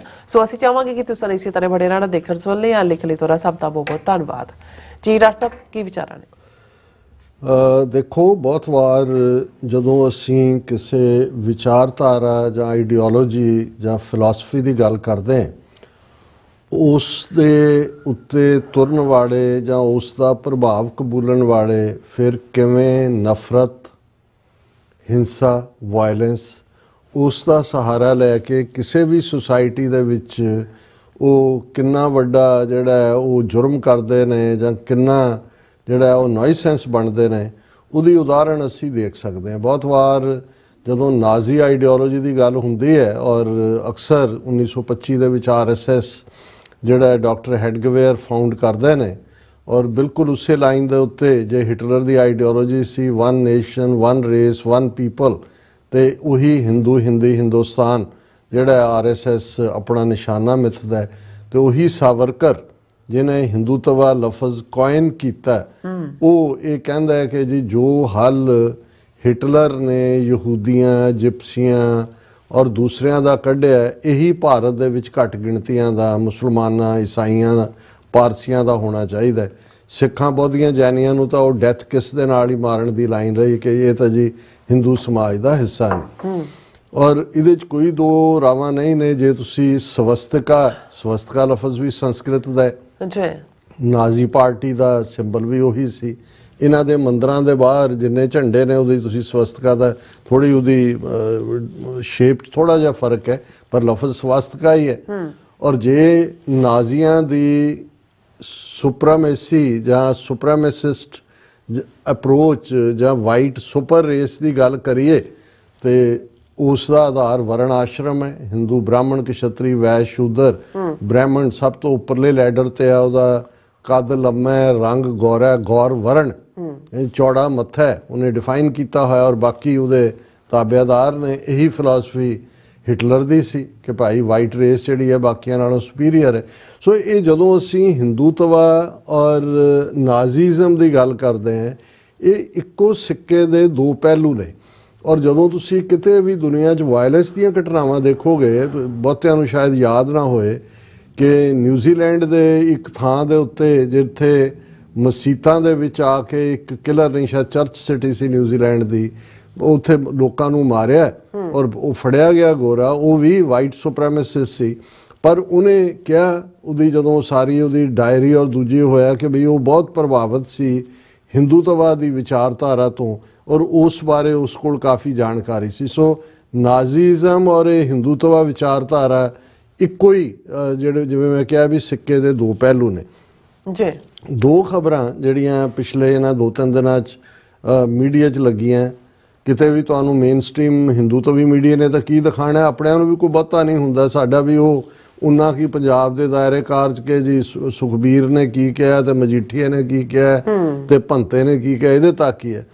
ਹੁਣ ਇੱਕ ਵੱਡੀ ਖਬਰ ਜਿਹੜੀ 2023 ਦੇ ਵਿੱਚ ਇੱਕ ਵੱਡੀ ਖਬਰ ਸੀ ਕਿ ਮਿਜ਼ੋਰੀ ਦਾ ਰਹਿਣ ਵਾਲਾ ਇੱਕ ਹਿੰਦੂ ਸਾਈਂ ਵਸ਼ਿਸ਼ਟ ਕੰਦੂਲਾ, ਉਹ ਵਾਸ਼ਿੰਗਟਨ ਆਇਆ, ਉਹਨੇ ਯੂ-ਹਾਲ ਟਰੱਕ ਜਿਹੜਾ ਹੈ ਉਹ ਲਿਆ ਔਰ ਉਹਨੇ ਵਾਈਟ ਹਾਊਸ ਦੇ ਉੱਤੇ ਜਾ ਕੇ ਠੋਕਿਆ ਉਹਨੂੰ, ਸਿਕਿਉਰਿਟੀ ਬੈਰੀਅਰ ਸਾਰੇ ਤੋੜ ਕੇ।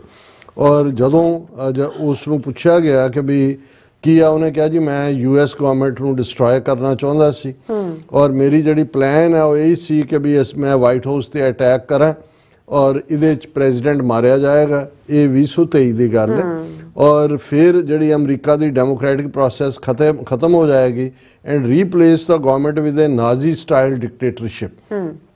ਔਰ ਇਹ ਜਿਹੜਾ ਉਹਨੇ ਹਿਟਲਰ ਦੀ ਪ੍ਰੇਜ਼ ਦੇ ਵਿੱਚ ਵੀ ਗੱਲਾਂ ਕੀਤੀਆਂ। ਹੁਣ ਇਸ ਬੰਦੇ ਨੂੰ ਕੱਲ ਜਿਹੜਾ Missouri man who crash U Haul near White House sentenced to 8 years in prison। ਹੁਣ ਕੱਲ ਫੈਸਲਾ ਸੁਣਾਇਆ ਵਾਸ਼ਿੰਗਟਨ DC ਦੇ ਜੱਜ ਨੇ। 8 ਸਾਲ ਦੀ ਡਿਸਟ੍ਰਿਕਟ ਜੱਜ ਹੈ ਡੈਬਨੀ ਫਰੈਡਰਿਕ, ਉਹਨੇ ਇਹਨੂੰ ਕੰਦੂਲਾ ਨੂੰ ਜਿਹੜਾ ਉਹ 8 ਸਾਲ ਦੀ ਕੈਦ ਸੁਣਾਈ ਹੈ। 57,000 ਜਿਹੜਾ ਉਹ ਜੁਰਮਾਨਾ ਕੀਤਾ ਔਰ ਇਹ ਜਿਹੜਾ ਹਾਲਾਂ ਉਹਦਾ ਜਿਹੜਾ ਡਿਫੈਂਸ ਲਾਇਰ ਹੈ ਉਹਨੇ ਇਹ ਕਹਿਣ ਦੀ ਕੋਸ਼ਿਸ਼ ਕੀਤੀ ਕਿ ਜਿਹਨੇ ਇਹਨੂੰ ਸਕਿਜ਼ੋਫਰੀਨੀਆ ਸੀ ਔਰ ਇਸ ਤੇ ਉਹਨੂੰ ਨਹੀਂ ਸੀ, ਲੇਕਿਨ ਇਹ ਇੱਕ ਹਿੰਦੂ ਜਿਹੜਾ ਮਸੂਰੀ ਤੋਂ ਆਇਆ ਹਿਟਲਰ ਦਾ ਪਾਰਟ ਉਸੇ ਲਾਈਨ ਦੇ ਉੱਤੇ ਜਿਹੜਾ ਉਹ ਰਾਜ ਬਣਾਉਣਾ ਚਾਹੁੰਦਾ ਸੀ ਅਮਰੀਕਾ ਨੂੰ ਡਿਸਟਰੋਏ ਕਰਕੇ। ਔਰ ਇਹੀ ਖਬਰ ਫਿਰ ਇੱਕ ਹੋਰ ਪ੍ਰੋਮਿਨੈਂਟ ਪੇਪਰ ਨੇ ਲਾਈ ਹੈ 8 year prison sentence for Nazis inspired attempted attack on the White House in 2023. Sai Vashisht Kandula was sentenced to 96 months in federal prison on Thursday। ਇਹਨਾਂ ਦਿਨਾਂ ਦੇ ਵਿੱਚ ਹੀ ਦਿੱਤੀ ਗਈ। ਹੁਣ ਦੂਸਰੀ ਖਬਰ ਜਿਹੜੀ ਅਸੀਂ ਕੁਝ ਸਮਾਂ ਪਹਿਲਾਂ ਡਿਸਕਸ ਕੀਤੀ ਸੀ ਕਿ ਵੀ ਕਿਵੇਂ ਇੱਕ ਟੈਕਸਾਸ ਦੇ ਵਿੱਚ ਬੈਠਾ ਸੌਫਟਵੇਅਰ ਇੰਜੀਨੀਅਰ ਉਹ ਸਿੱਖ NGOs ਨੂੰ ਧਮਕੀਆਂ ਦੇ ਰਿਹਾ ਹੈ, ਉਹਨਾਂ ਨੂੰ ਮਾਰਨ ਦੀਆਂ ਗੱਲਾਂ ਕਰ ਰਿਹਾ ਹੈ। ਉਹਨੇ ਵੀ ਇਹ ਖਬਰ ਜਿਹੜੀ ਹੈ ਉਹ ਟੈਕਸਾਸ ਦੇ ਹਵਾਲੇ ਨਾਲ ਹੈ। Texas man admits to making violent threats against Sikh non-profit organization। ਇਹ ਡੈਲਸ ਬੇਸਡ ਜਿਹੜਾ ਭੂਸ਼ਣ ਅਥਾਲੇ 49 ਸਾਲਾਂ ਦਾ, ਉਹਨੇ ਗਿਲਟੀ ਪਲੀਡ ਕੀਤਾ to 1 count of interfering with federally protected activities through the threatened use of a dangerous weapon and 1 count of transmitting an interstate threat to injure another person। ਕਿਉਂਕਿ new jersey based NGO ਸੀ ਤੇ ਇਹ case ਭਾਵੇਂ Texas ਦੇ ਵਿੱਚ ਬੰਦਾ ਇਹ base ਸੀ, ਇਹ ਲਗਾਤਾਰਤਾ ਨਾਲ ਸਿੱਖਾਂ ਨੂੰ ਜਿਹੜਾ ਹੈ ਉਹਨੇ ਧਮਕੀਆਂ ਦਿੱਤੀਆਂ ਔਰ ਉਹਦੇ 'ਚ ਉਹਨੇ ਕਿਹਾ ਕਿ ਵੀ ਇਹ ਮੈਂ ਤੁਹਾਨੂੰ ਛੱਡਣਾ ਨਹੀਂ ਹੈ ਔਰ ਇਹ ਉਹ ਇਸ ਨੇ ਆਪਣਾ ਜੁਰਮ ਕਬੂਲਿਆ ਔਰ ਉਹਨਾਂ ਨੇ ਕਿਹਾ ਕਿ athletes voice mails which were filled with violent imagery and obscenity contained references to places, people and tenets that are particularly significant within the Sikh religion। Among other things, Athale stated his intention to catch the Sikhs at Organization 1, forcibly shave their top and bottom hair, use a razor to cut their hair and make them bald, make them smoke and eat tobacco and show them the heavens। ਇਹ ਉਹਨੇ ਧਮਕੀਆਂ ਉਹਨਾਂ ਨੂੰ ਕਿ ਤੁਹਾਡੇ ਨਾਲ ਮੈਂ ਆਹ ਕਰਾਂਗਾ ਉਹ ਕਰਾਂਗਾ ਔਰ ਇਹ ਜਿਹੜਾ ਇਹ ਮਾਰਚ 21/2024 ਦੇ ਵਿੱਚ ਅਗੇਨ ਉਹਨੇ ਫਿਰ ਸਿੱਖ ਇਹ ਸਾਲ 1.5 ਸਾਲ ਤੋਂ ਇਹੀ ਕੰਮ ਕਰ ਰਿਹਾ ਸੀ। ਇਵੈਂਚੁਅਲੀ ਕਿਉਂਕਿ ਡਿਫਰੈਂਟ ਸਟੇਟਸ ਕ੍ਰਾਈਮ ਇਹ ਹੋ ਰਿਹਾ ਸੀ, ਉਹਨਾਂ ਨੇ ਉਹਨੂੰ ਗ੍ਰਿਫਤਾਰ ਕੀਤਾ ਔਰ ਫਿਰ ਉਹਨੇ ਜਿਹੜਾ ਮਈ 'ਚ ਵੀ ਔਰ ਇਹਨਾਂ ਸਾਰੇ ਮਹੀਨਿਆਂ 'ਚ ਇਸ ਪਾਰਟ ਨੂੰ ਰੱਖਿਆ। ਹੁਣ ਜਿਹੜੀ ਇਸ ਦੇ ਮੁਤਾਬਕ ਕਿ ਵੀ ਅਥਾਲੇ is charged with interfering with federally protected activities which carries a maximum penalty of 10 years in prison and with transmitting an interstate threat which carries a maximum penalty of 5 years in prison।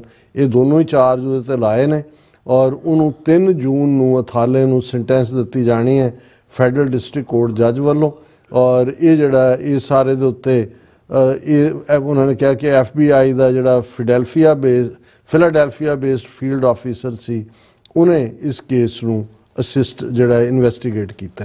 ਹੁਣ ਇਹ ਦੋਨੋਂ ਹੀ ਇਹ ਤੁਹਾਨੂੰ ਇਹ ਛੋਟੀਆਂ ਘਟਨਾਵਾਂ ਨਹੀਂ ਨੇ, ਇੱਕ ਜਿਹੜਾ ਡਾਇਰੈਕਟਲੀ ਇਨਵੋਲਵਡ ਹੈ ਸਿੱਖਾਂ ਨੂੰ ਟਾਰਗੇਟ ਕਰਨ 'ਚ ਔਰ ਜਿਹੜੀ 8 ਸਾਲ ਦੀ ਕੈਦ ਤੱਕ 10 ਸਾਲ ਤੱਕ ਉਹ ਜਾਂਦਾ ਜੋ ਜੁਰਮ ਉਹਨੇ ਕੀਤੇ ਜਿਸ ਕਿਸਮ ਦਾ ਔਰ ਦੂਜੇ ਨੇ ਤਾਂ ਵਰਚੁਅਲੀ ਲੈ ਕੇ ਉਹਨੇ ਮਾਰਿਆ, ਉਹਨੇ ਕਿਹਾ ਜੀ ਅਸੀਂ ਉਹ ਨਾਜ਼ੀਆਂ ਦੀ ਔਰ ਇਹ ਸਾਰਾ। ਹੁਣ ਜਦੋਂ ਅਸੀਂ ਇਹਨਾਂ ਨੂੰ ਦੇਖਦੇ ਹਾਂ ਤਾਂ ਫਿਰ ਇਹ ਨਜ਼ਰ ਆਉਂਦਾ ਵੀ ਇਹ ਮੁਲਕ ਕਿਹੜੇ ਪਾਸੇ ਜਾ ਰਿਹਾ। ਦੂਜੇ ਪਾਸੇ ਕਾਸ਼ ਪਟੇਲ ਜਿਹਦੀ FBI ਡਾਇਰੈਕਟਰ ਦੇ ਤੌਰ ਤੇ ਕਨਫਰਮੇਸ਼ਨ ਦੀ ਹੀਅਰਿੰਗ ਹੋ ਚੁੱਕੀ ਹੈ, ਉਹ ਜਦੋਂ ਆਪਣੀ ਫੈਮਿਲੀ ਨਾਲ ਜਾਂ ਦੂਜੀ ਮੀਡੀਆ ਜੈ ਕ੍ਰਿਸ਼ਨਾ ਹੁਣ ਮਤਲਬ ਅੰਦਾਜ਼ਾ ਲਾਓ ਵੀ ਇੱਧਰ ਹਿੰਦੂਤਵੀ ਇਸ ਲੈਵਲ ਤੇ ਪਹੁੰਚੇ ਹੋਏ ਨੇ ਤੇ ਜੇ ਤੁਲਸੀ ਗੈਬਰਟ ਨੈਸ਼ਨਲ ਇੰਟੈਲੀਜੈਂਸ ਡਾਇਰੈਕਟਰ ਬਣ ਜਾਂਦੀ ਹੈ ਤੇ ਕਾਸ਼ ਪਟੇਲ FBI ਦਾ ਹੈਡ ਹੁੰਦਾ ਤੇ ਹਿੰਦੂਤਵੀਆਂ ਦੇ ਨਾਲ ਕਿਵੇਂ ਇਹ ਸਾਰਾ ਹੋਏਗਾ, ਪਨਪੇਗਾ। ਇਹ ਇਕੱਲਾ ਇਹੀ ਨਹੀਂ ਵੀ ਉਹ 1 ਬਿਲੀਅਨ 400 ਮਿਲੀਅਨ ਲੋਕਾਂ ਦੇ ਲਈ ਇਹ ਹਿੰਦੂਤਵਾ ਦੀ ਆਈਡੀਓਲੋਜੀ ਜਿਹੜੀ ਹੈ ਉਹ ਖਤਰਾ ਬਣੀ ਹੋਈ ਹੈ।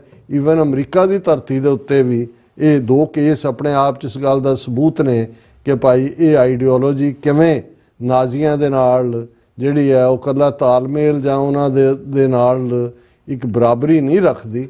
ਐਕਚੁਅਲੀ ਦੋਨੋਂ ਹੀ ਇੱਕੋ ਸਿੱਕੇ ਦੇ 2 ਪਹਿਲੂ ਨੇ। ਜੀ ਡਾਕਟਰ ਸਾਹਿਬ ਤੁਹਾਡਾ ਬਹੁਤ ਬਹੁਤ ਧੰਨਵਾਦ। ਸੋਨ ਆਪਾਂ ਆਪਣੇ ਜੇ ਵਿਊਅਰਸ ਮੈਸੇਜ ਨੇ ਉਹ ਲੈਣ ਜਾ ਰਹੇ ਹਾਂ, ਸਭ ਦਾ ਬਹੁਤ ਬਹੁਤ ਸ਼ੁਕਰੀਆ ਅਦਾ ਕਰਦੇ ਹਾਂ। ਸੋਨਮਲ ਜੀ ਸਾਡੇ ਪਹਿਲੇ ਵਿਊਅਰ ਨੇ ਔਰ ਸਾਨੂੰ ਫਤਿਹ ਬੁਲਾਉਂਦੇ ਨੇ। ਵਾਹਿਗੁਰੂ ਜੀ ਕਾ ਖਾਲਸਾ, ਵਾਹਿਗੁਰੂ ਜੀ ਕੀ ਫਤਿਹ। ਔਰ ਇੰਦਰਜੀਤ ਸਿੰਘ ਸੰਧੂ ਜੀ, ਜਤਿੰਦਰ ਸਿੰਘ ਜੀ, ਪਰਮਿੰਦਰ ਜੀ, ਰਣਜੀਤ ਸਿੰਘ ਜੀ, ਗੁਰਦਿਆਲ ਜੀ, ਰਾਜਨਪ੍ਰੀਤ ਸਿੰਘ ਜੀ, ਮਨਦੀਪ ਖਲਸੀ ਜੀ, ਇਹ ਕਹਿੰਦੇ ਨੇ ਬਾਬਾ ਅਮਰਜੀਤ ਸਿੰਘ ਜੀ ਤੇ ਭੈਣ ਨੀਲਮ ਕੌਰ ਜੀ ਗੁਰਫਤਿਹ।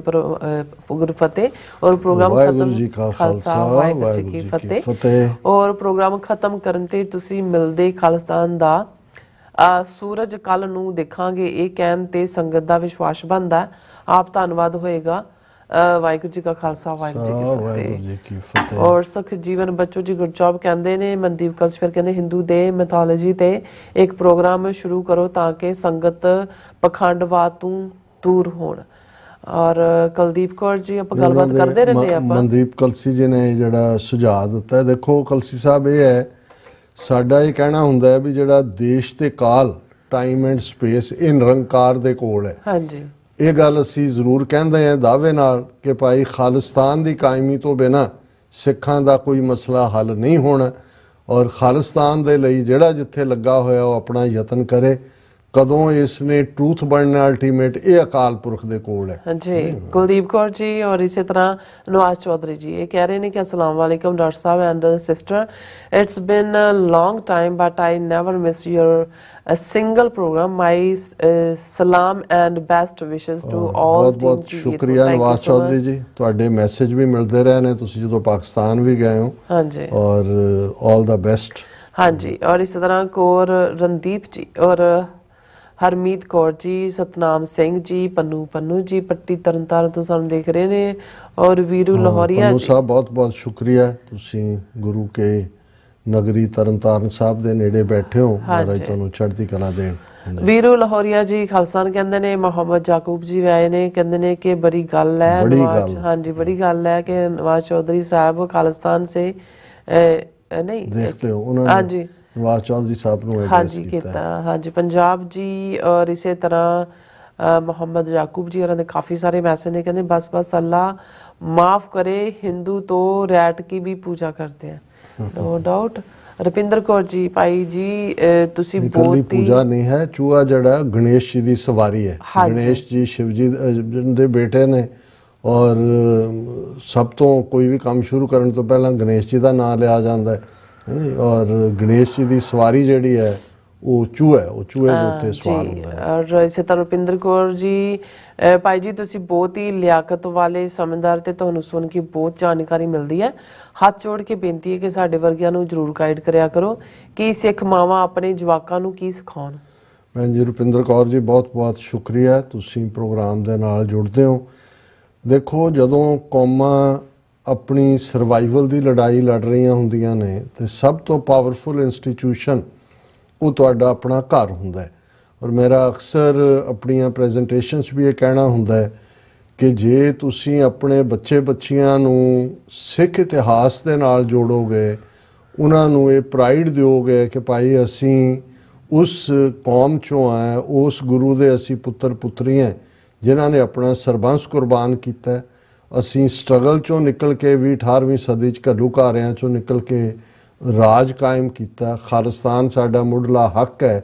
ਔਰ ਬੱਚਿਆਂ ਦੇ ਜ਼ਿਹਨ ਦੇ ਵਿੱਚ ਇਹ ਗੱਲ ਪਾਓ ਕਿ ਤੁਸੀਂ ਉਸ ਰਾਜ ਦੀ ਪ੍ਰਾਪਤੀ ਲਈ ਆਪਣੀ ਜ਼ਿੰਦਗੀ ਨੂੰ ਸਮਰਪਣ ਕਰਨਾ ਹੈ। ਜੇ ਨਹੀਂ ਵੀ ਸਮਰਪਣ ਕਰ ਸਕਦੇ, ਜਿਹੜੇ ਫੀਲਡ 'ਚ ਵੀ ਟੌਪ ਐਜੂਕੇਸ਼ਨ ਲਓ, ਪਰ ਸਿੱਖੀ ਵੈਲਿਊਜ਼ ਉਹਨਾਂ ਦੇ ਜੀਵਨ ਦੇ ਵਿੱਚ ਹੋਣ, ਇਹੀ ਮਾਵਾਂ ਤੋਂ ਵੱਡਾ ਹੋਰ ਕੋਈ ਵੀ ਇਸ ਦੇ ਵਿੱਚ ਰੋਲ ਅਦਾ ਨਹੀਂ ਕਰ ਸਕਦਾ।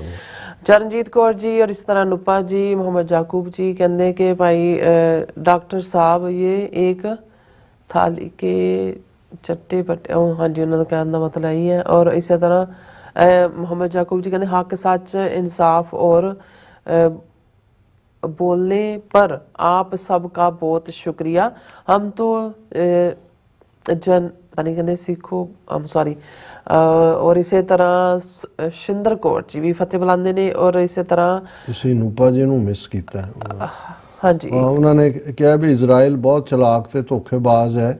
ਥੋੜੇ ਸਮੇਂ ਬਾਅਦ ਉਹਨਾਂ ਨੇ ਜਿਹੜਾ ਹੈ ਬੰਬ ਸੁੱਟ ਕੇ ਉਹਨਾਂ ਦੀ ਗਿਣਤੀ ਨੂੰ ਹੋਰ ਘਟਾ ਦੇਣਾ। ਉਹੀ ਲੱਗੇ ਹੋਏ ਨੇ ਜੀ ਵਾਰ ਆਫ ਐਟ੍ਰੀਸ਼ਨ ਦੇ ਥੱਲੇ ਜੋ ਕੰਮ ਇਹ ਕਰ ਰਹੇ ਨੇ। ਦਿਸ ਇਜ਼ ਕੰਡੈਮਨੇਬਲ ਜੋ ਇਹਨਾਂ ਦੀ ਨੀਤੀ ਹੈ ਔਰ ਅਨਫੋਰਚੂਨੇਟ जी। और इस तरह मुहम्मद याकूब जी कहते हैं कि ਜਿਹੜੇ ਸਟਰੋਂਗ ਦੇਸ਼ਾਂ ਦੇ ਵਿੱਚ ਨਾ ਪਾਕਿਸਤਾਨ ਦਾ ਨਾਮ ਸ਼ਾਮਲ ਹੈ ਨਾ ਇੰਡੀਆ ਦਾ ਸ਼ਾਮਲ ਹੈ। ਔਰ ਗੁਰਮੁਖ ਜੀ ਸਾਨੂੰ ਫਤਿਹ ਬੁਲਾਉਂਦੇ ਨੇ। ਔਰ ਫਿਰ ਇਸ ਤਰ੍ਹਾਂ ਮਨਜੂਰ ਕੋਹਨੂਰ ਜੀ ਵੀ ਔਰ ਵਾਹਿਗੁਰੂ ਜੀ ਵੀ ਇੰਡੀਆ ਕਹਿੰਦੇ GDP is 4th in the world। और मनप्रीत सिंह ढिल्लों जी भी और फिर इसी तरह अवतार सिंह जी भी और फिर आर रंधावा जी भी और इसी तरह बलिहार सिंह कंग जी। मिस्टर फवाद जी कहते हैं कि sir today is Kashmir solidarity day. 500 civilian detained by Indian authorities in South Kashmir। बहुत शुक्रिया अमीर फवाद जी क्योंकि ਤੁਹਾਡੇ 5 फरवरी ऑलरेडी हो चुकी है। मैं कल गल करांगा क्योंकि मेरे ज़हन च है कि 5 फरवरी कश्मीर सॉलिडरिटी डे है। हाँ जी ਤੁਸੀਂ ਇਹ ਖਬਰ ਦੱਸੀ ਹੈ, ਤੁਹਾਡਾ ਸ਼ੁਕਰੀਆ ਕਿ 500 ਸਿਵਿਲੀਅਨਸ ਜਿਹੜੇ ਨੇ ਸਾਊਥ ਕਸ਼ਮੀਰ ਚ ਉਹਨਾਂ ਨੇ ਜਿਹੜੇ ਨੇ ਉਹ ਹਿਰਾਸਤ ਚ ਲਏ ਨੇ।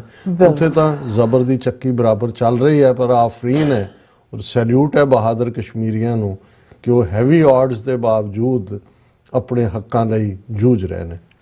ਇੰਦਰਜੀਤ ਸਿੰਘ ਜੀ ਵੀ ਫਤਿਹ ਬੁਲਾਉਂਦੇ ਨੇ ਔਰ ਕਹਿੰਦੇ ਨੇ ਡਾਕਟਰ ਸਾਹਿਬ ਤੁਲਸੀ ਗੈਬਰਡ JNSA ਦੀ ਡਾਇਰੈਕਟਰ ਬਣ ਜਾਂਦੀ ਹੈ ਤਾਂ ਸਿੱਖਾਂ ਦੀ ਕੀ ਰਣਨੀਤੀ ਹੋਵੇਗੀ ਔਰ ਸਿੱਖ ਕੋਲੀਸ਼ਨ ਆਪਣੇ ਵੱਲੋਂ ਜ਼ੋਰ ਲਗਾ ਰਹੇ ਨੇ ਪਰ ਟਰੰਪ ਨੇ ਬਣਾ ਹੀ ਦੇਣਾ। ਇੰਦਰਜੀਤ ਸਿੰਘ ਜੀ ਤੁਸੀਂ ਬਿਲਕੁਲ ਠੀਕ ਸਵਾਲ ਪੁੱਛਿਆ। ਅਸੀਂ ਇੱਕ ਸੈਗਮੈਂਟ ਵੀ ਕੀਤਾ ਸੀ ਔਰ ਸਿੱਖ ਕੋਲੀਸ਼ਨ ਦੀ ਪ੍ਰੈਸ ਰਿਲੀਜ਼ ਵੀ ਪਲੱਸ ਸਿੱਖਾਂ ਨੇ ਸੈਨੇਟ ਦੀ ਬਿਲਡਿੰਗ ਦੇ ਬਾਹਰ ਪ੍ਰੋਟੈਸਟ ਵੀ ਕੀਤਾ ਹੈ। ਉਸ ਨੂੰ ਵੀ ਅਸੀਂ ਡਿਸਕਸ ਕੀਤਾ ਸੀ। ਸਾਡੀ ਜਾਣਕਾਰੀ ਇਹ ਹੈ ਕਿ ਵੀ ਜਿਹੜੇ 2-3 ਸੈਨੇਟਰ ਕਿਉਂਕਿ 53-47 ਦੀ ਰੇਸ਼ੋ ਹੈ ਉਹ ਉਹਨੂੰ ਸਪੋਰਟ ਨਹੀਂ ਕਰਨਾ ਚਾਹੁੰਦੇ ਖਾਸ ਤੌਰ ਤੇ ਤੁਲਸੀ ਗੈਬਰਡ ਨੂੰ। ਪਰ ਇਹ ਵੀ ਪਤਾ ਲੱਗਿਆ ਕਿ ਪ੍ਰੈਜ਼ੀਡੈਂਟ ਟਰੰਪ ਨੇ ਪਰਸਨਲੀ ਉਹਨਾਂ ਦੇ ਨਾਲ ਕਮਿਊਨੀਕੇਸ਼ਨ ਖੋਲ੍ਹੀ ਹੈ। ਸੋ ਇਸ ਦਾ ਬਣਨਾ ਚਲੋ ਸਿੱਖ ਨੁਕਤਾ ਨਿਗਾਹ ਤੋਂ ਤਾਂ ਜੋ ਹੈ ਅਸੀਂ ਅੱਗੇ ਵੀ ਬਥੇਰਾ ਕੁਝ ਚੱਲਿਆ ਹੋਰ ਚੱਲ ਲਾਂਗੇ ਪਰ ਅਮਰੀਕਾ ਦੇ ਹਿੱਤ 'ਚ ਵੀ ਨਹੀਂ ਹੈ ਕਿਉਂਕਿ ਉਹਦੀ ਪੋਜੀਸ਼ਨ ਰੂਸ ਦਾ ਮੁੱਦਾ ਹੋਏ ਸੀਰੀਆ ਹੋਏ ਔਰ ਦੂਸਰਿਆਂ ਦੇ ਉੱਤੇ ਈਵਨ ਸਨੋਡਨ ਜਿਸ ਨੇ ਸਾਰਾ ਵਿਸਲ ਬਲੋਅਰ CIA ਦੇ ਸਾਰੇ ਭੇਜ ਜਾ ਕੇ ਰਸ਼ੀਆ ਨੂੰ ਦਿੱਤੇ ਨੇ ਉਹਨਾਂ ਦੀ ਸਪੋਰਟਰ ਰਹੀ ਹੈ। ਸੋ ਇਹ ਠੀਕ ਨਹੀਂ ਹੈ। ਇਹ ਜਿਹੜੇ ਵੀ ਲੋਕ ਬੈਠੇ ਹੋਏ ਨੇ ਈਵਨ ਕਾਸ਼ ਪਟੇਲ ਵੀ ਉਹਦਾ ਵੀ FBI 'ਚ ਆਉਣਾ ਔਰ ਜਿਸ ਲੈਵਲ ਦੇ ਉੱਤੇ ਉਹਦੀ ਬੋਲਬਾਣੀ ਔਰ ਜਿਸ ਕਿਸਮ ਦਾ ਉਹ ਇਮੈਚਿਓਰ ਔਰ ਇਨਐਕਸਪੀਰੀਅੰਸਡ ਹੈ ਪਰ ਇਸ ਵੇਲੇ ਪ੍ਰੈਜ਼ੀਡੈਂਟ ਟਰੰਪ ਦਾ ਕ੍ਰਾਈਟੇਰੀਆ ਤਾਂ ਲਾਇਲਟੀ ਹੈ। ਸੋ ਮੈਨੂੰ ਇਹ ਲੱਗਦਾ ਵੀ ਅਲਟੀਮੇਟਲੀ ਇਹ ਕੋਈ ਬਹੁਤਾ ਮੁਲਕ ਲਈ ਵੀ ਇਹ ਠੀਕ ਨਹੀਂ ਹੋਣਗੇ। ਜਾਵੇਦ ਬੱਬਰ ਜੀ ਔਰ ਇਸ ਤਰ੍ਹਾਂ ਮਿਸਟਰ ਫਵਾਦ ਜੀ ਕਹਿੰਦੇ ਨੇ ਕਿ doctor Amarjeet sir has always raised a voice for Kashmir such people rare in this world he is a good soul. बहुत शुक्रिया मीर साहब ਤੁਹਾਡਾ। और बिलाल अहमद जी भी कहते हेलो सर आपका प्रोग्राम बहुत इंफॉर्मेशन वाला है और रब चढ़दी कला च रखे। और इसी तरह कहते no Hindu no Hindi no Hindustan वाली खालिस्तान कहते हम Lahore Pakistan. Thank you so much sir Lahore Pakistan तो देख रहे ने बहुत शुक्रिया। और कहते I may have to okay ना दा कुछ हो रही है। और इसी तरह तजिंदर सिंह जी और फिर इसी तरह अमन सिंह खालसा जी निहंग सिंह जी और इसी तरह बलविंदर सिंह जी हरप्रीत सिंह जी और डॉक्टर परमजीत समरा जी और गुरजीत सिंह जी। फिर इस तरह हाँ जी इसी तरह शिंदा सिंह गिल खालसानी मरप्रीत सिंह जी और हरविंदर सिंह जी और इसी तरह मनजीत सिंह मठारू जी भी और जगदेव ਸਿੰਘ ਜੀ ਵੀ ਸਭ ਦਾ ਬਹੁਤ ਬਹੁਤ ਸ਼ੁਕਰੀਆ। ਸੋ ਹੁਣ ਆਪਾਂ ਆਪਣੇ ਵਿਊਅਰਸ ਕੋਲ ਲੈਣੇ ਆ। ਤੁਸੀਂ ਨਿਹੰਗ ਸਿੰਘ ਜੀ ਨੂੰ ਮਾਈਨਸ ਕੀਤਾ। ਹਾਂਜੀ ਮੈਂ ਪੜਨਾ ਤੇ ਕੀਤਾ ਮੈਂ ਕਿ ਨਿਹੰਗ ਸਿੰਘ ਜੀ ਫਤਿਹ ਬੁਲਾਉਂਦੇ ਨੇ।